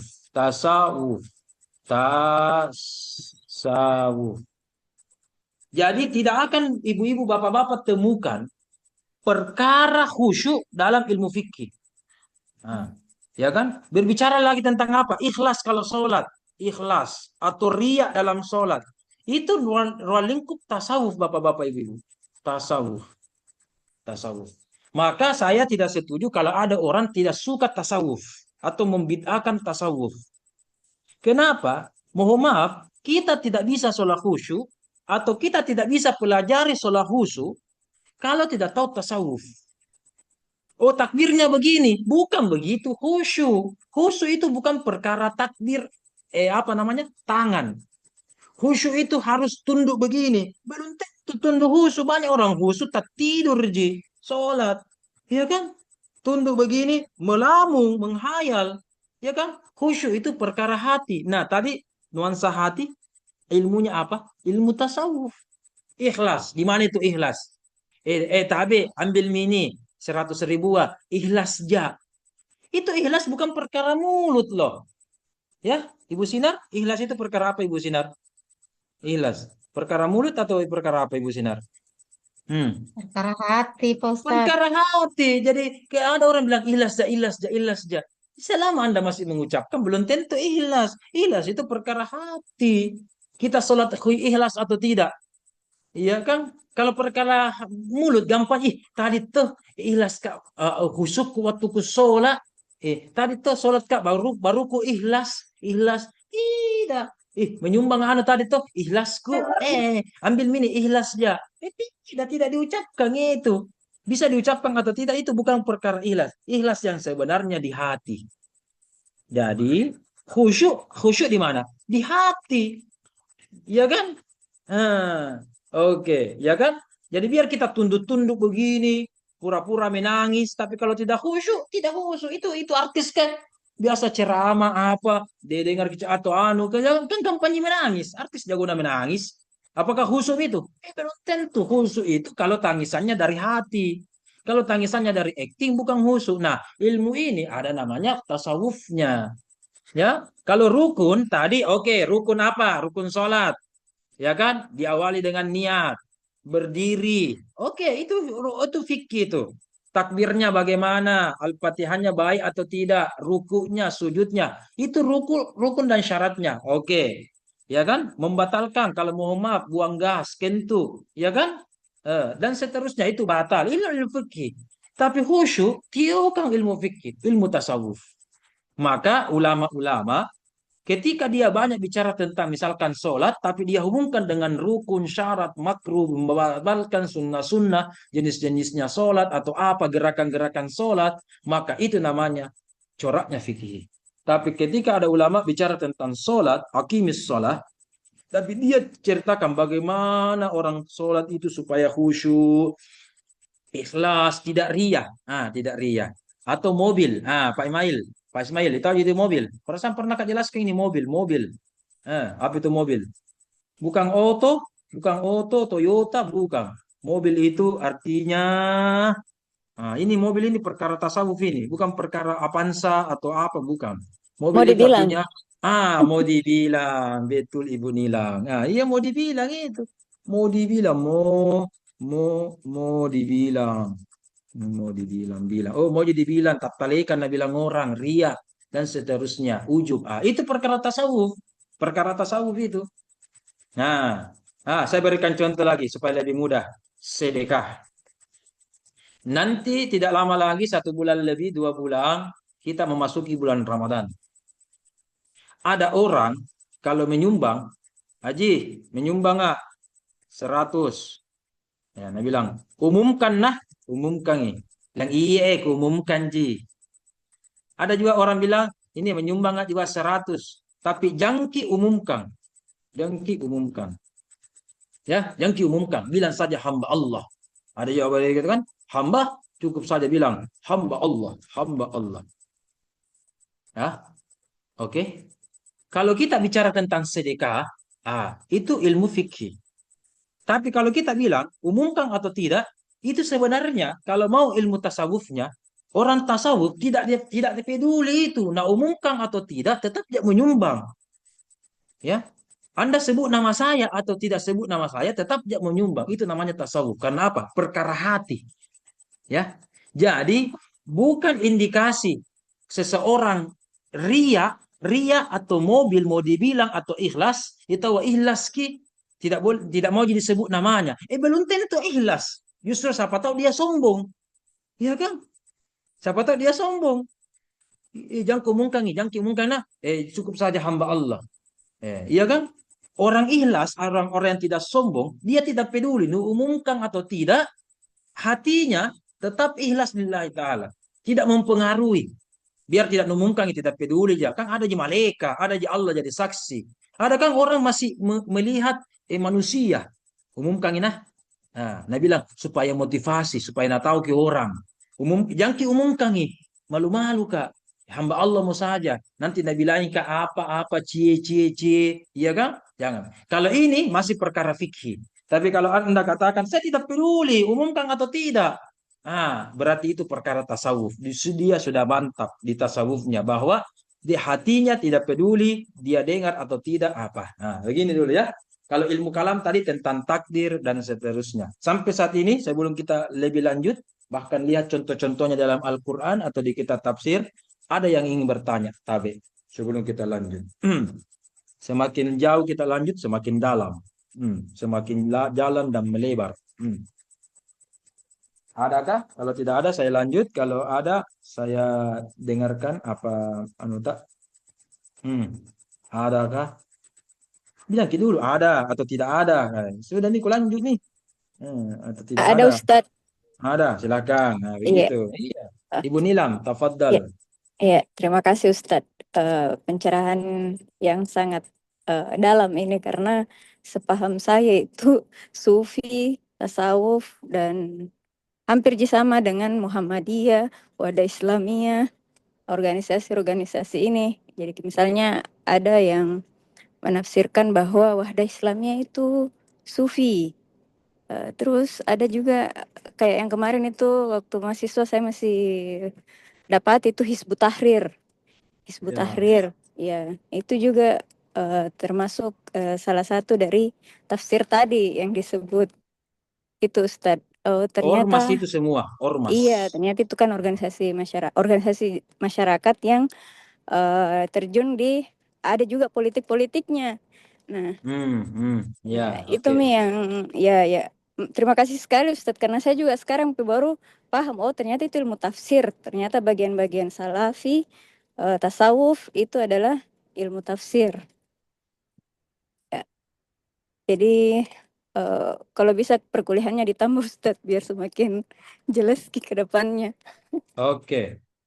Sekarang kita belajar tentang ormas dulu, Pak Deng. NU itu fikhinya dia pakai mazhab Syafi'i. Oke. Ilmu kalamnya dia pakai teologi Asy'ariyah. Asy'ariyah atau ahli sunnah wal jamaah. Biasa kita dengar Asy'ariyah. NU itu Nahdlatul Ulama. Kalau tasawufnya itu banyak-banyak macam-macam. Ya, ada tasawufnya Al-Ghazali, bukan Al-Eldul, lain tong itu bapak-bapak ibu-ibu. Al-Eldul, Al-Ghazali, bukan yang baru-baru menikah itu, bukan Al-Ghazali anaknya Ahmad Dhani, lain tongi. Tuh, lain tong Ibu Marni, lain nama ulama ya, ada tasawufnya ini dan seterusnya. Yang penting kalau NU secara umum suka atau gemar bertasawuf. Jadi tiga ini fikihnya Syafi'i, kalam syariah, tasawufnya itu banyak macam. Bisa tadi saya katakan tadi Qadiriyah, kalau di Bone ada Thorekatul Muhammadiyah, ada Idrisiyah, ada Khalawatiyah juga mungkin di Bone dan seterusnya ya. Kalau di Pateni di Maros juga ada Khalawatiyah dan seterusnya. Oke, itu NU. Kalau Muhammadiyah, ormas Muhammadiyah Bapak-bapak Ibu-ibu, ya, fikihnya dia tidak bermazhab. Tidak bermazhab. Tidak bermazhab. Ya, sama dengan Wahdah dengan Salafi. Dia fikihnya tentang ibadahnya tidak bermazhab. Kalau NU, dia fikihnya secara umum 99% mengikuti satu mazhab saja, yaitu mazhab Syafi'i. Kecuali ada hal-hal tertentu mungkin dan seterusnya. Oke, tapi Syafi'i secara umum 90%. Tapi secara lembaga ya. Nah, teman-teman tadi Muhammadiyah apa tadi? Salafi, apalagi Wahabi. Di Bone juga banyak Wahabi Salafi. Dan seterusnya itu mereka mengatakan fikih saya tidak bermazhab. Ya. Coba dicatat ibu-ibu, empat sebenarnya ada mazhab itu, empat ya. Coba kita dengar. Ada mazhab Syafi'i, ada Hambali itu tadi yang ditulis sama Ibu Rahmah, ada Maliki, ada Hambali, Abu Hanifah, Hanafi, ya, Abu Hanifah. Jadi 4 mazhab itu yang ada di Ahlus Sunnah wal Jamaah, 4 mazhab. Kalau Muhammadiyah, mohon maaf, tidak memilih salah satunya. Dia mazhabnya mazhab tersendiri, mazhab independen, buat mazhab baru. Begitu pula Salafi dengan Wahabi, buat mazhab baru. Catatan khusus Wahabi, Wahabi pada mulanya masuk di Indonesia itu dari Arab Saudi, Mekah. Ya, Mekah itu yang sekarang itu mazhabnya ini Bapak-bapak Ibu-ibu, Hambali. Tapi Wahabi ketika sudah berada di Indonesia, yang saya pelajari itu sudah tidak ikut ke Hambali. Saya berikan contoh, ya, ya. Sejak beberapa tahun dulu di Mekah Madinah itu tarawihnya 20 rakaat. Wahabi katanya ikuti Mekah Madinah, tetapi tarawihnya Wahabi dan Salafi cuma 8 rakaat. Beda kan? Beda. Iya, beda. Kalau Syafi'i dengan Hambali, kalau tarawih itu 20 rakaat. Kalau Maliki lebih-lebih 36 rakaat. Bayangkan. Wahabi tidak ada yang ikuti 8, ya kan? Bukan Hambali itu, bukan Syafi'i, bukan dua itu. Jadi Muhammadiyah, Salafi dengan Wahabi juga termasuk Hizbut Tahrir secara umum tidak berafiliasi atau tidak mencatat dalam KDRT-nya. ADRT-nya ya, ada ADRT ormasnya bahwa dia mazhab tertentu tidak ada, ya. Oke, kita lanjut. Itu fikihnya, ya, fikihnya. Begitu pula ilmu kalamnya mereka tidak berafiliat juga. Tasawufnya bahkan ya tidak sedikit dari Muhammadiyah, walaupun ada juga sebagian suka tasawuf, ya, tapi ada juga di antara mereka tidak mau bertasawuf. Salafi dengan Wahabi itu lebih-lebih tidak mau bertasawuf, Bapak-bapak Ibu-ibu. Bahkan dia katakan ini adalah bid'ah atau sesat, dolalah atau neraka haram, ya. Sehingga yang bertasawuf saya lihat secara umum adalah sisa sebahagian Muhammadiyah. Kalau Salafi dengan Wahdat tidak ada mentomi tasawuf. Nah, dengan NU juga yang gemar bertasawuf, yang banyak mempelajari tentang bagaimana sholat khusyuk dan sebagainya. HTI sudah dibubarkan sekarang, tetapi dari info yang saya dapat, bahkan tadi malam saya dapat lagi info, mereka bergerak underground, apa namanya, di bawah Jadi tidak seperti dulu mungkin ketika dia ada pengajiannya dia upload, ini semacam dia rahasiakan, tetapi masih ada, ya, katanya masih ada. Siapa tahu ada pihak-pihak yang berwenang atau apa, silahkan, ya, kita tidak tahu, ya. Ya lah, Hizbut Tahrir. Oke, dan seterusnya. Oke. Jadi begini kurang lebih Ibu. Nah, jadi bagaimana kalau Muhammad Irham? Alhamdulillah. Kalau Muhammad Irham ini mohon maaf, saya dari kecil, dari pesantren sampai masuk di UIN, saya sampai S3 juga di UIN. Ya, alhamdulillah tidak pernah dibaiat, tidak pernah dibaiat atau apa dimasukkan, ya kan, oleh ormas-ormas Islam dari kecil. Mulai dari HMI saya tidak pernah, kami tidak pernah, apalagi IMM tidak pernah, PMI saya tidak pernah. Saya juga tidak pernah masuk kader NU, tidak pernah juga masuk kader Muhammadiyah, saya juga tidak pernah masuk kader Wahabi, saya juga tidak pernah masuk kader Salafi, HTI, Jamaah Tablik juga tidak pernah. Alhamdulillah. Organisasi saya nol organisasi saya. Jamaah Tablik, ya, organisasi saya nol. Jadi saya enak kalau berbicara. Oh iya, salam. Tunggu dulu ya.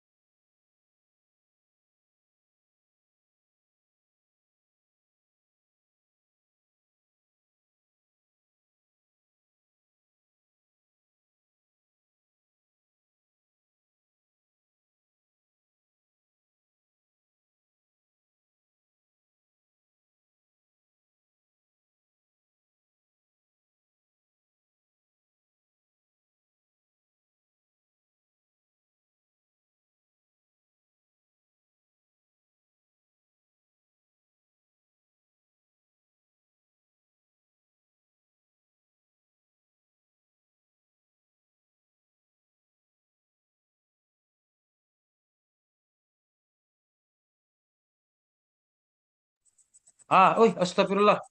Oke, pengkanuku. Ya, jadi saya alhamdulillah tidak ada ormas, jadi saya enak itu bergaul.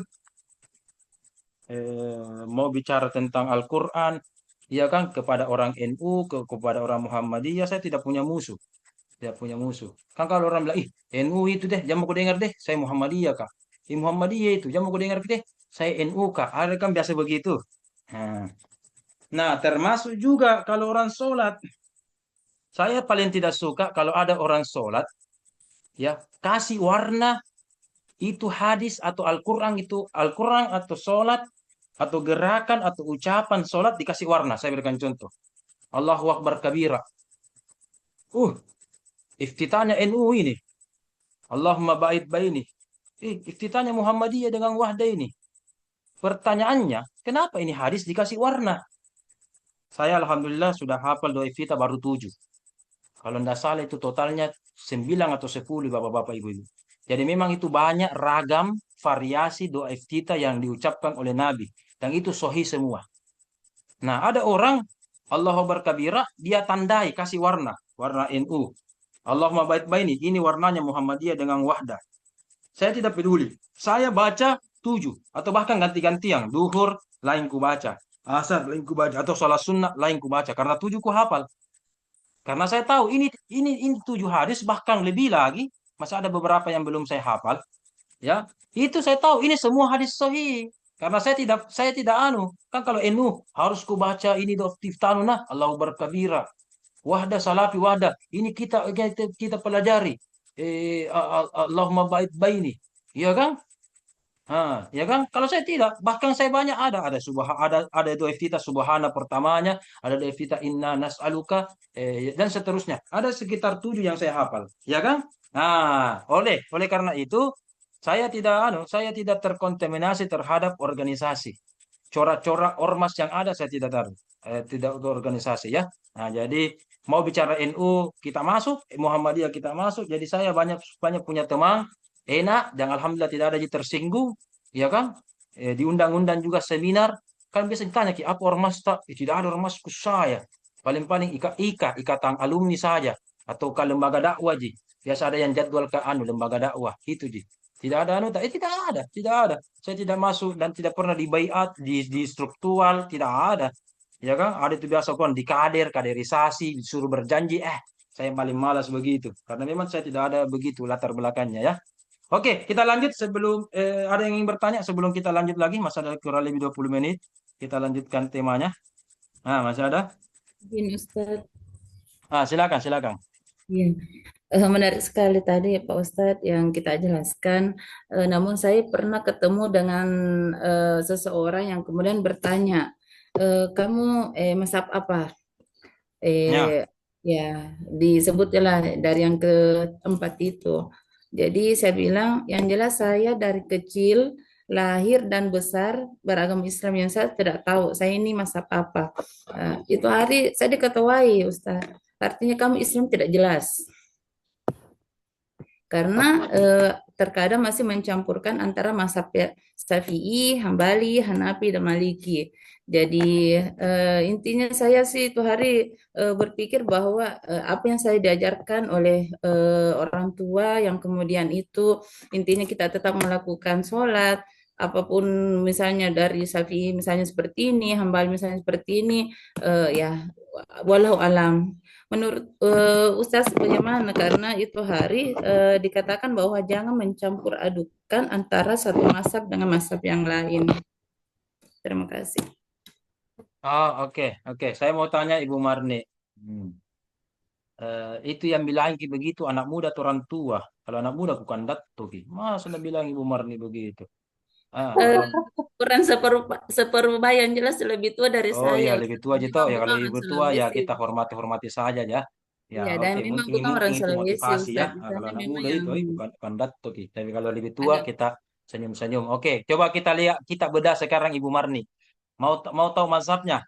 Oke, sekarang ketika kita berniat mau sholat dulu ya, Ibu Marni niatnya dilafalkan atau tidak dilafalkan, dalam hati atau dilafalkan?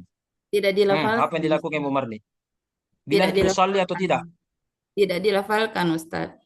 Tidak dilafalkan. Oke. Yang melafalkan ketika sholat cuma mazhab Syafi'i. Ya, yang tidak melafalkan itu 3 mazhab yang ada. Satu, berarti ketika berniat kita Syafi'inya. Oke. Kalau perempuan sih secara umum takbirnya begini ya. Tapi Bapak tak ketika takbir bagaimana Pak Ibu Marni? Tak begini, begini, begini. Tak bagaimana takbirnya Bapak tak? Begini, begini, begini. Kalau bapak aku begini Ustadz, tapi kalau saya begini. Kalau perempuan memang, kalau memang perempuan begini. Karena mohon maaf, perempuan kan dia menyusui juga. Di sini harus dijaga supaya ya kan, ya oke, tak boleh terlalu anu ya. Makanya orang kalau menyusui baru goyang-goyang begini, tak kalah hilang itu asinya bahaya. Makanya Al-Quran agama kita sedetail begitu, makanya dia menjaga. Kalau laki-laki bapak tak begini, begini, Iya sentuh Ustadz. sentuh daun telinganya begini, sentuh. Iya Ustadz. Kurang lebih sentuh begini. Berarti Iya. Syafi'i. Syafi'i yang begitu. Tapi Bapak tak memang tidak melafalkan kah? Walau alam Ustadz, karena maksudnya Ah, setelah ya oke. dewasa saya belajar, memang saya ada sedikit perbedaan mungkin dari waktu kecil karena mungkin lingkungan juga Ustadz yang kemudian mengenalkan Oke, misalnya. begitu ya. Oke. Kemudian lanjut. Lanjut. Doa iftitahnya Ibu Marni apa? Allahumma baik. Berarti bukan Syafi'i. Memang bukan Syafi'i. Berarti bukan Syafi'i. Ya? Gimana? Bukan Syafi'i. Dan seterusnya. Begitu, begitu. Begitu caranya dibedah. Begitu caranya dibedah. Bolehkah lintas-lintas mazhab? Pendapat pertama ada mengatakan tidak boleh. Tapi saya mendengar sendiri Ketua MUI Makassar dengan Profesor Hashim Aidit, pakar hukum Islam di UIN, Prof ketemu Kiai, saya dengar sendiri itu. Beberapa tahun yang lalu ketika berdiskusi tentang ini, dia katakan, boleh lintas mazhab orang. Ya kan, yang penting tahu dalilnya. Yang salah itu kalau ikut-ikutan atau cari yang mudah-mudah. Mazhab Syafi'i ini yang mudah, ini mau ambek deh. Mazhab Hambali ini yang mudah, yang enteng. Istilahnya dia cari mempermudah agama, ya kan? Cari kalasi-kalasi ya. Itu yang salah. Tapi kalau ulama tahu alasannya, oh ini bisa saja kita lintas agama. Saya berikan contoh. Ada orang mazhab Syafi'i, tetapi ketika bertayamum, jangan dulu, coba. Ada di sini ketika sholat Allahu Akbar kabira, Allahu Akbar kabira doa iftitahnya. Siapa di sini doa Allahu Akbar kabira? Ibu Jusna? Saya Pak Ustadz. Saya Pak Ustadz.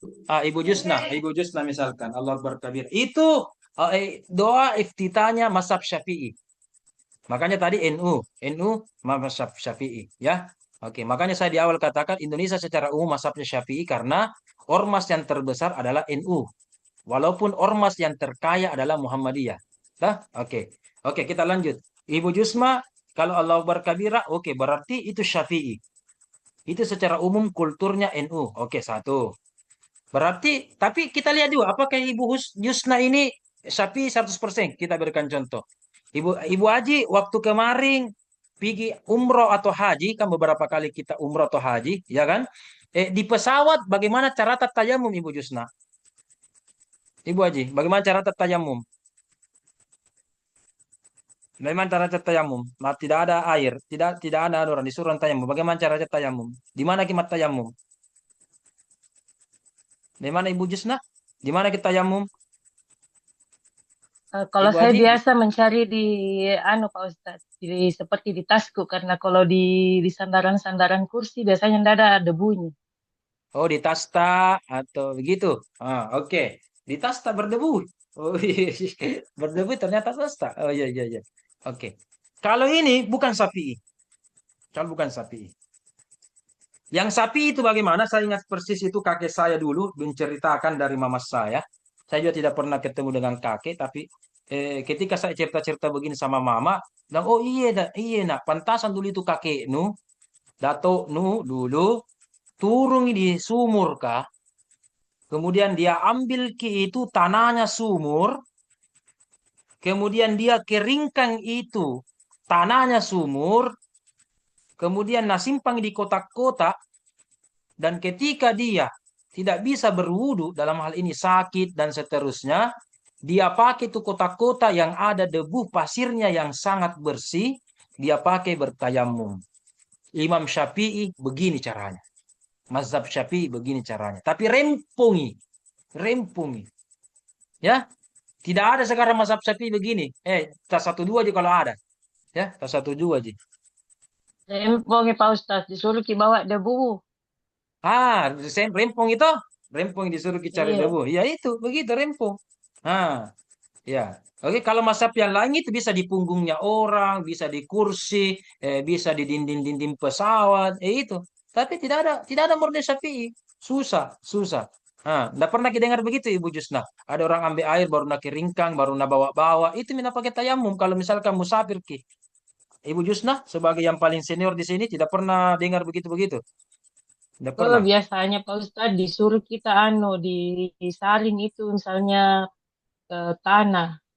Iya. Dan biasanya dianjurkan kita simpan di sapu tangan, bukan di dalam kotak-kotak, di sapu tangan. Boleh, boleh. Supaya bisa begitu. gampang dibuka. Iya, boleh begitu. Apakah kota-kota, sapu tangan, yang penting itu teknis ya. Yang penting tempat-tempat. Jadi dia memang bawa debu yang dijamin bersih. Ya, dijamin. Karena ditahu ini sumbernya. Kalau Imam Syafi'i begitu kalau bertayamum, dia tahu tanahnya itu Pak Ustadz harus dicuci dulu, diyakini bahwa tidak ada berarti hadas betul-betul yang bersih, menempel di dalamnya. betul-betul bersih. Ya, beda kita bilang tadi di punggung, di tas. Ya, apa ditahukan nih? Apa jamin 100%? Siapa tahu ada tengok nah siapa di situ kah? Sudah meludah, sudah apa kena sedikit, apa ditahukan ya kan? Jadi kalau Imam Syafi'i itu hati-hati dia. Tapi rempong. Makanya Mas Syafi'i itu jarang ada yang begini. Saya juga belum memiliki kota ini. Saya biasa suruh pesan, tapi namanya di Mekah Madinah sudah mungkin jarang ada beginian. Dulu Mekah Madinah bapak-bapak ibu-ibu itu Syafi'i. Ya, kalau kita seperti Ibu Jusna, kalau sholat subuh kunut atau tidak Ibu Jusna? Tidak Pak Ustadz. Tidak, berarti bukan Syafi'i. Tapi doa iftitahnya Syafi'i. Iya kan? Begitu Nabi bilang campur-campur orang. Apa masyarakat kodon tidak tahu ki, tergantung guruna, orang tuanya, belum lagi dengar-dengar kajian, belum lagi dengar tok-tok, dengar YouTube, pusing ki bapak-bapak ibu. Kalau dengar ki begitu, tok-tok bilang begini, di televisi pagi-pagi bilang begini, ya kan? Di Facebook bilang begini. Makanya jangan kita terlalu banyak guruta, tas satu mau guruta. Kalau banyak guruta, pusing ki. Iya, pusing ki. Tadi Ibu Marni, kalau subuh kunut atau tidak Ibu Marni? Tidak kunut, Ustadz. Tidak kunut. Kami memang bukan Syafi'i. Tapi kalau berjamaah di masjid, di masjidnya kunut, saya ikut kunut. Begitu. Itu namanya toleransi. Bagus. Bagus itu, toleransi. Angkat tangan tak? Atau tidak? Iya. Iya, bagus itu. Bagus. Itu namanya toleransi. Jadi kalau ada orang kunut, angkat tangan, kita juga ikut angkat tangan. Yang saya tidak suka itu kalau dia orang kunut begini, kita kunut begini, dia tidak mau angkat tangan. Berarti tidak toleransi. Tidak moderat namanya. Begitu pula kalau kita di Mekah, misalkan saya kunut, pergi di Mekah umroh atau haji, ya saya juga tidak angkat tangan begini, karena orang tidak ada begini. Kalau di Mekah tidak ada kunutnya. Tidak ada kan? Iya. Jadi Mekah sekarang mazhabnya Hambali, bismillahnya sir, bismillahnya tidak diucapkan, hanya dengan bisik-bisik sembunyi, tapi dibaca dan tidak dibaca kunut. Tapi Mekah dulu, itu bismillahnya besar, dan dulu Mekah adalah kunut. Jadi kalau ditanya, Ustaz, kenapa Indonesia itu paling banyak Syafi'i? Karena dulu orang Mekah Madinah yang bawa yang bawa Islam ke Indonesia. Iya. Jadi dulu orang Mekah Madinah yang mazhab Syafi'i masuk ke Indonesia, makanya Indonesia itu banyak dulu Syafi'i. Asia Tenggara secara umum banyak Syafi'i. Karena orang Mekah Madinah, orang Mesir yang bawa dulu Islam, itu mazhab Syafi'i yang banyak. Hebat dulu mazhab ekspansinya dulu bagus ki. Makanya kita dulu nenek moyang tak, kenapa rata-rata Syafi'i? Karena memang dulu Mekah Madinah Syafi'i. Nah, sejak beberapa tahun yang lalu, kurang lebih 1 abad, Arab Saudi sudah pergantian rezim namanya. Istilahnya orde lama menjadi orde baru. Maka dari mazhab Syafi'i maka berubah menjadi apa? Mazhab Hambali. Dulu Al-Asy'ari, sekarang Wahabi sekarang. Begitu. Jadi beda. Nah, sekarang datang ke Indonesia, ada orang lagi tak kalah mau ubah. Kalau begitu Indonesia ikuti lagi Mekah Madinah. Kan ada biasa orang begitu, bapak-bapak, ibu-ibu ya. Kita itu beragama ikuti Mekah dan Madinah. Allahu Akbar. Allahu Akbar. Ikuti Mekah Madinah. Tidak boleh begitu. Kita itu orang beragama ikuti Al-Quran atau hadis. Dan kitab-kitab dan ulama dan seterusnya. Bukan ikuti organisasi. Atau ikuti negara atau kota. Tidak boleh. Ya, kalau kita ditanya-tanya, saya ikuti Mekah Ustaz. Mekah tidak kunut. Madinah juga tidak kunut. Oke, kalau begitu apa? Kalau begitu, saya juga tidak kunut. Oke. Kalau kita konsisten dengan Mekah, ya, tapi witirnya di Madinah dan di Mekah itu kunut. Di Indonesia, subuhnya tidak kunut, witirnya tidak kunut. Tidak ada doanya, pantasan begini nih, banyak banjir. Di Mekah, dia pilih satu. Kalau dia kunut subuh, berarti Syafi'i. Kalau Hambali yang sekarang, itu yang konsisten dilakukan oleh Mekah Madinah, dia tidak kunut kalau subuh, tapi kalau witir, coba lihat nanti itu kalau Ramadan dan seterusnya witir, bahkan doa witirnya itu panjang sekali, hampir setengah jam doa witirnya, ya doa kunutnya di witir, jadi doa kunutnya dia di witir. Kalau Syafi'i doa kunut itu subuh, kalau Hambali doa kunutnya witir. Ini yang dilakukan di Mekah Madinah. Kalau besok-besok ibu-ibu mau ikut nanti saya atau di kakak nanti umrah Ramadan, silahkan buktikan. Witirnya kalau orang di Ramadan itu Mekah Madinah itu di witir kunut. Ya, kunutnya di witir. Di Indonesia ada katanya, ikuti Mekah Madinah, Allahu Akbar. Tapi kalau subuh oke, tidak kunut. Di Mekah Madinah sampai sekarang itu kalau witir kunut, dia tidak kunut ki. Ya, bahkan sekarang ini 2-3 tahun terakhir ini, mohon maaf kalau di Mekah beda dengan sebelumnya. Sebelumnya itu 20 rakaat ya. Tapi kita di Indonesia masih 8 rakaat. Dan sekarang info terbaru di Mekah Madinah beberapa tahun terakhir ada kakak pulang dari sana. Dikatakan beberapa tahun terakhir ini Mekah Madinah kalau tarawih cuma 10 rakaat. Dulu 20 rakaat, sekarang sisa 10 rakaat. Nah, di mana itu orang mengatakan ikuti Mekah Madinah. Baru dia masih 8 rakaat tarawihnya. Baru sekarang Mekah 10, bahkan sebelumnya 20. Berarti apa yang ikuti begitu? Berarti dia tidak punya metodologi penelitian dan metodologi tafsir. Dia sekedar ikut-ikutan atau mengikuti ormas-ormas yang dia fanatik terhadapnya. Begitu Ibu. Jadi sini mungkin campur-campur. Kalau sapi itu bismillahnya besar. Bismillahirrahmanirrahim. Itu sapi. Usallinya besar. Tarawihnya tarawih 20. Kunutnya subuh kalau kunut. Itu Syafi'i. Ya, niatnya dikasih besar. Usolli. Begitu. Usolli. Begitu kalau Syafi'i. Kalau tidak biasa orang campur-campur nih. Ya, enggak apa-apa gitu karena yang penting bukan Kristen yang dilakukan. Yang penting sholat ya ibu-ibu. Yang salah itu kalau enggak mau sembahyang maghrib sebentar. Salah itu kalau enggak sembahyang duhur ki. Itu yang salah. Ya kan? Masih ada lagi? Sebelum kita lanjut.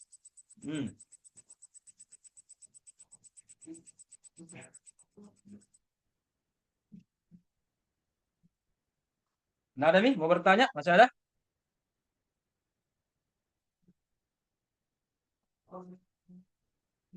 Masih ada yang mau bertanya, ibu-ibu, bapak-bapak? Sudah cukup? Ada yang bertanya? Ada kolom chat. Apa ini kolom chat? Izin ke toilet. Iya, ke toilet. Ada ini. Pak Mail.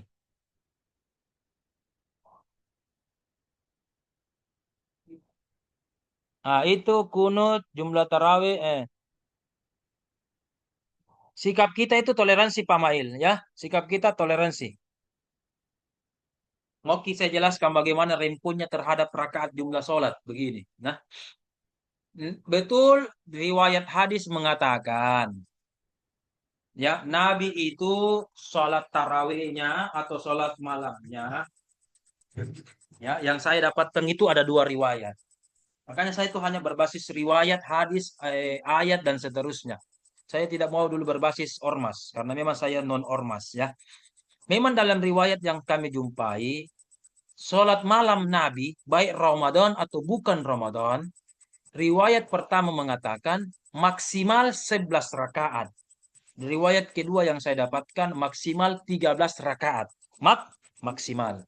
Berarti itulah ada pendapat yang mengatakan 8 tambah 3, 11. Ya kan? Maksimal sholat malamnya Nabi. Satu riwayat mengatakan 11, satu riwayat mengatakan 13. Berarti itulah mengatakan 8 tambah 3, 11. Makanya ada mengambil tarawih 8 rakaat. Satu. Nah, satu. Tapi pada masa Umar bin Al-Khattab, semua sahabat sepakat. Tidak ada yang menolak. Sepakat. Apalagi Umar, Ali, Utsman, dan banyak sahabat. Dan mohon maaf.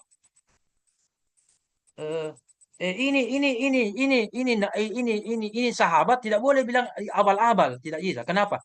Ini semua sahabat yang saya sebutkan tadi. Itu dijamin masuk surga oleh Nabi.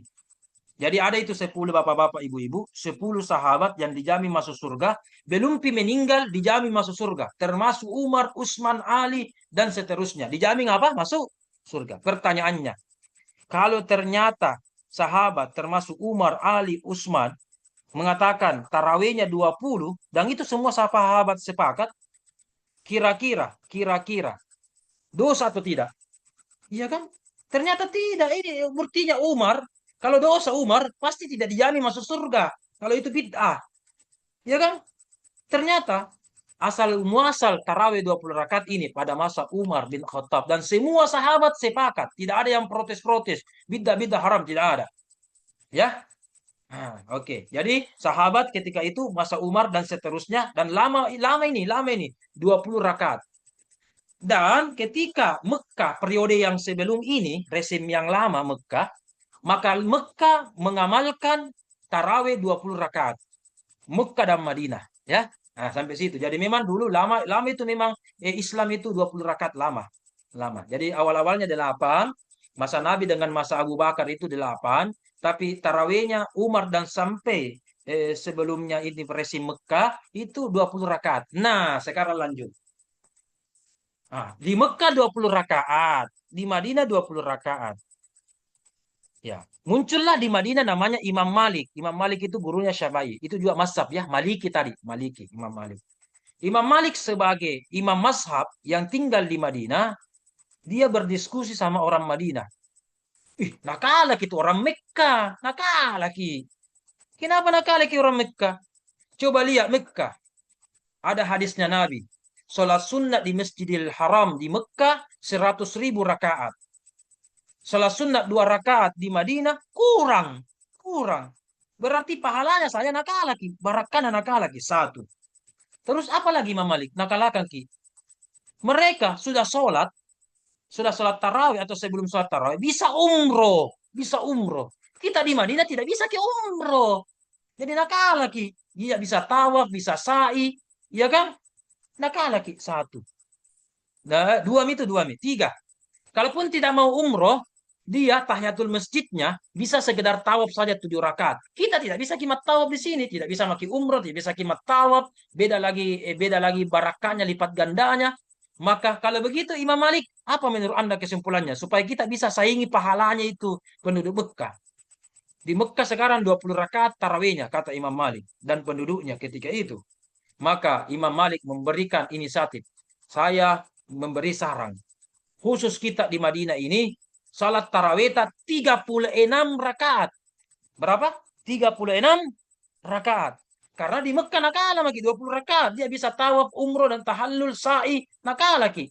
Maka untuk menyaingi supaya kita juga mumpun Ramadan ini banyak juga barakat tak. Bukan hanya sekedar mengaji-mengaji. Mari kita sholat juga. Disaksikan di samping makam Rasul. Kita sholat tarawih 36 rakaat. Jadi kalau mereka 20 rakaat berhenti nih. Mungkin dia umrah atau tawaf, kita lanjut lagi, tambah lagi 16, ya kan? Supaya kita banyak pahala. Nabi bilang penumpang, cocok. Makanya mazhab Maliki, tarawihnya 36 rakaat. Ya, jadi berapa ini? 8, 20, 36. Tambah lagi tadi satu yang saya bilang, Mekah Madinah yang sekarang 2 tahun terakhir tarawihnya 10 rakaat. Pilih maki bapak-bapak ibu. Pusing maki ini. Pilih maki yang mana dimaui. Tarawih 8 rakaat versi Nabi dengan Abu Bakar. 20 rakaat dulu Umar sampai ini beberapa tahun terakhir ini lama. Versi 36 rakaat Imam Malik dan penduduk Madinah ketika itu. Versi 10 rakaat sekarang Mekah Madinah. Pilih maki. Jangankan 8, ibu-ibu. Tarawih saja 2 rakaat. Boleh, Ji. Boleh, Ji. Siapa bilang tidak boleh? Iya kan sunnah, Ji. Atau bahkan tidak mau, Jaki. Nol, nol, nol. Bayau, bayau, nol. Kan sunnah. Apa hukumnya sunnah? Dilakukan berpahala, tidak dilakukan tidak dosa. Iya kan orang itu berdebat 8, 20, 36. Yang penting sembahyang tarawih. Tidak tarawih lagi tidak boleh, Ji. Yang penting jangan tidak sholat duhur. Itu kan wajib. Ya kan? Dan seterusnya. Ya, jadi besok-besok kalau Ramadan ini Bapak-bapak Ibu-ibu, entahlah kalau kita dengarkan di kampung masing-masing. Ya, kalau capek misalkan apalagi 10 malam terakhir ini, apakah pergi shopping, naik ke Makassar pergi shopping atau bikin maki kue, tidak tarawih maki ini. 8 rakaat tarawih di rumah, malas tak di rumah.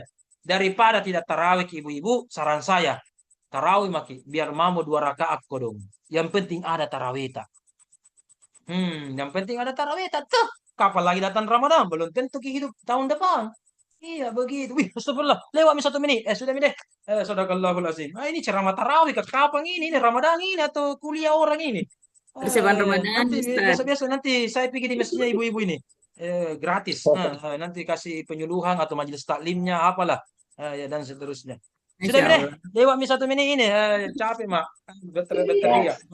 Masih ada lagi mau bertanya sampai kita tutup. Ini baru fikih ini. Belum kita sawuk, tafsir kalam, tafsir adabi, filsafat, baru 1 ini. Tapi biar ini mau dulu. Habis mati lah. Ya. Masih ada lagi Bapak-bapak Ibu-ibu sebelum kita tutup. Izin Ustaz. Itu Midi, capek Magidi. Saya juga capek Magidi. Oke, Pak Rudi. Kenapa Pak Rudi? Tapi ya Ustaz, ini sebenarnya sangat pembahasannya sangat baik, tapi ya waktu membatasi kita Ustaz, karena ini sudah memakan. Saya cuma mau bertanya Ustaz, ini kan pemateri terakhir. Bertanya lagi paling kira mau minta tutup. Iya Pak bertanya lagi. Besar-besar sorata, aku dengar ki. Ya, apa? Ini adalah pemateri terakhir di tugas individu Ustaz. Jadi nanti itu tinggal tugas kelompok. Apakah tetap dipaparkan minggu depan atau bagaimana Ustaz yang tugas kelompok? Oke, sekarang pertemuan berapa Pak Rudi? Sekarang 13 ya? 13 Ustaz. 13. Oke. Makalah kelompok ada berapa tadi? 2. Ada 4 Ustaz. 4. Ada 4 makalah kelompok. Iya, 4 yang itu hari kita bagikan. Waktu saya tidak ada, tapi menurut teman tapi sekarang pertemuan 13 nih kah? Kalau sesuai jadwal Ustaz itu sudah, ini kan pemateri ke-10 Ustaz. Ke-10. Cuma kan kemarin berarti pertemuan ke berapa nih semua? Saya berapa kali mau masuk? Berapa kali mau masuk? Lupa berapa kali mau masuk sekarang? Saya 2 kali. Oh iya, nanti kita diskusi. Nanti kita diskusi. Oke. Berapa kali makin masuk? Gampang itu. Tetap juga buat makalah, biar makalah kelompok. Biar kalau berat makalah biar PowerPoint saja. Saya yang simple saja. Yang penting mengerti, ya. Kalau begitu saya kasih diskon boleh. Mau bentuk makalah boleh, bentuk artikel boleh, bentuk PowerPoint saja boleh. Yang penting ada saya baca, ada saya nilai.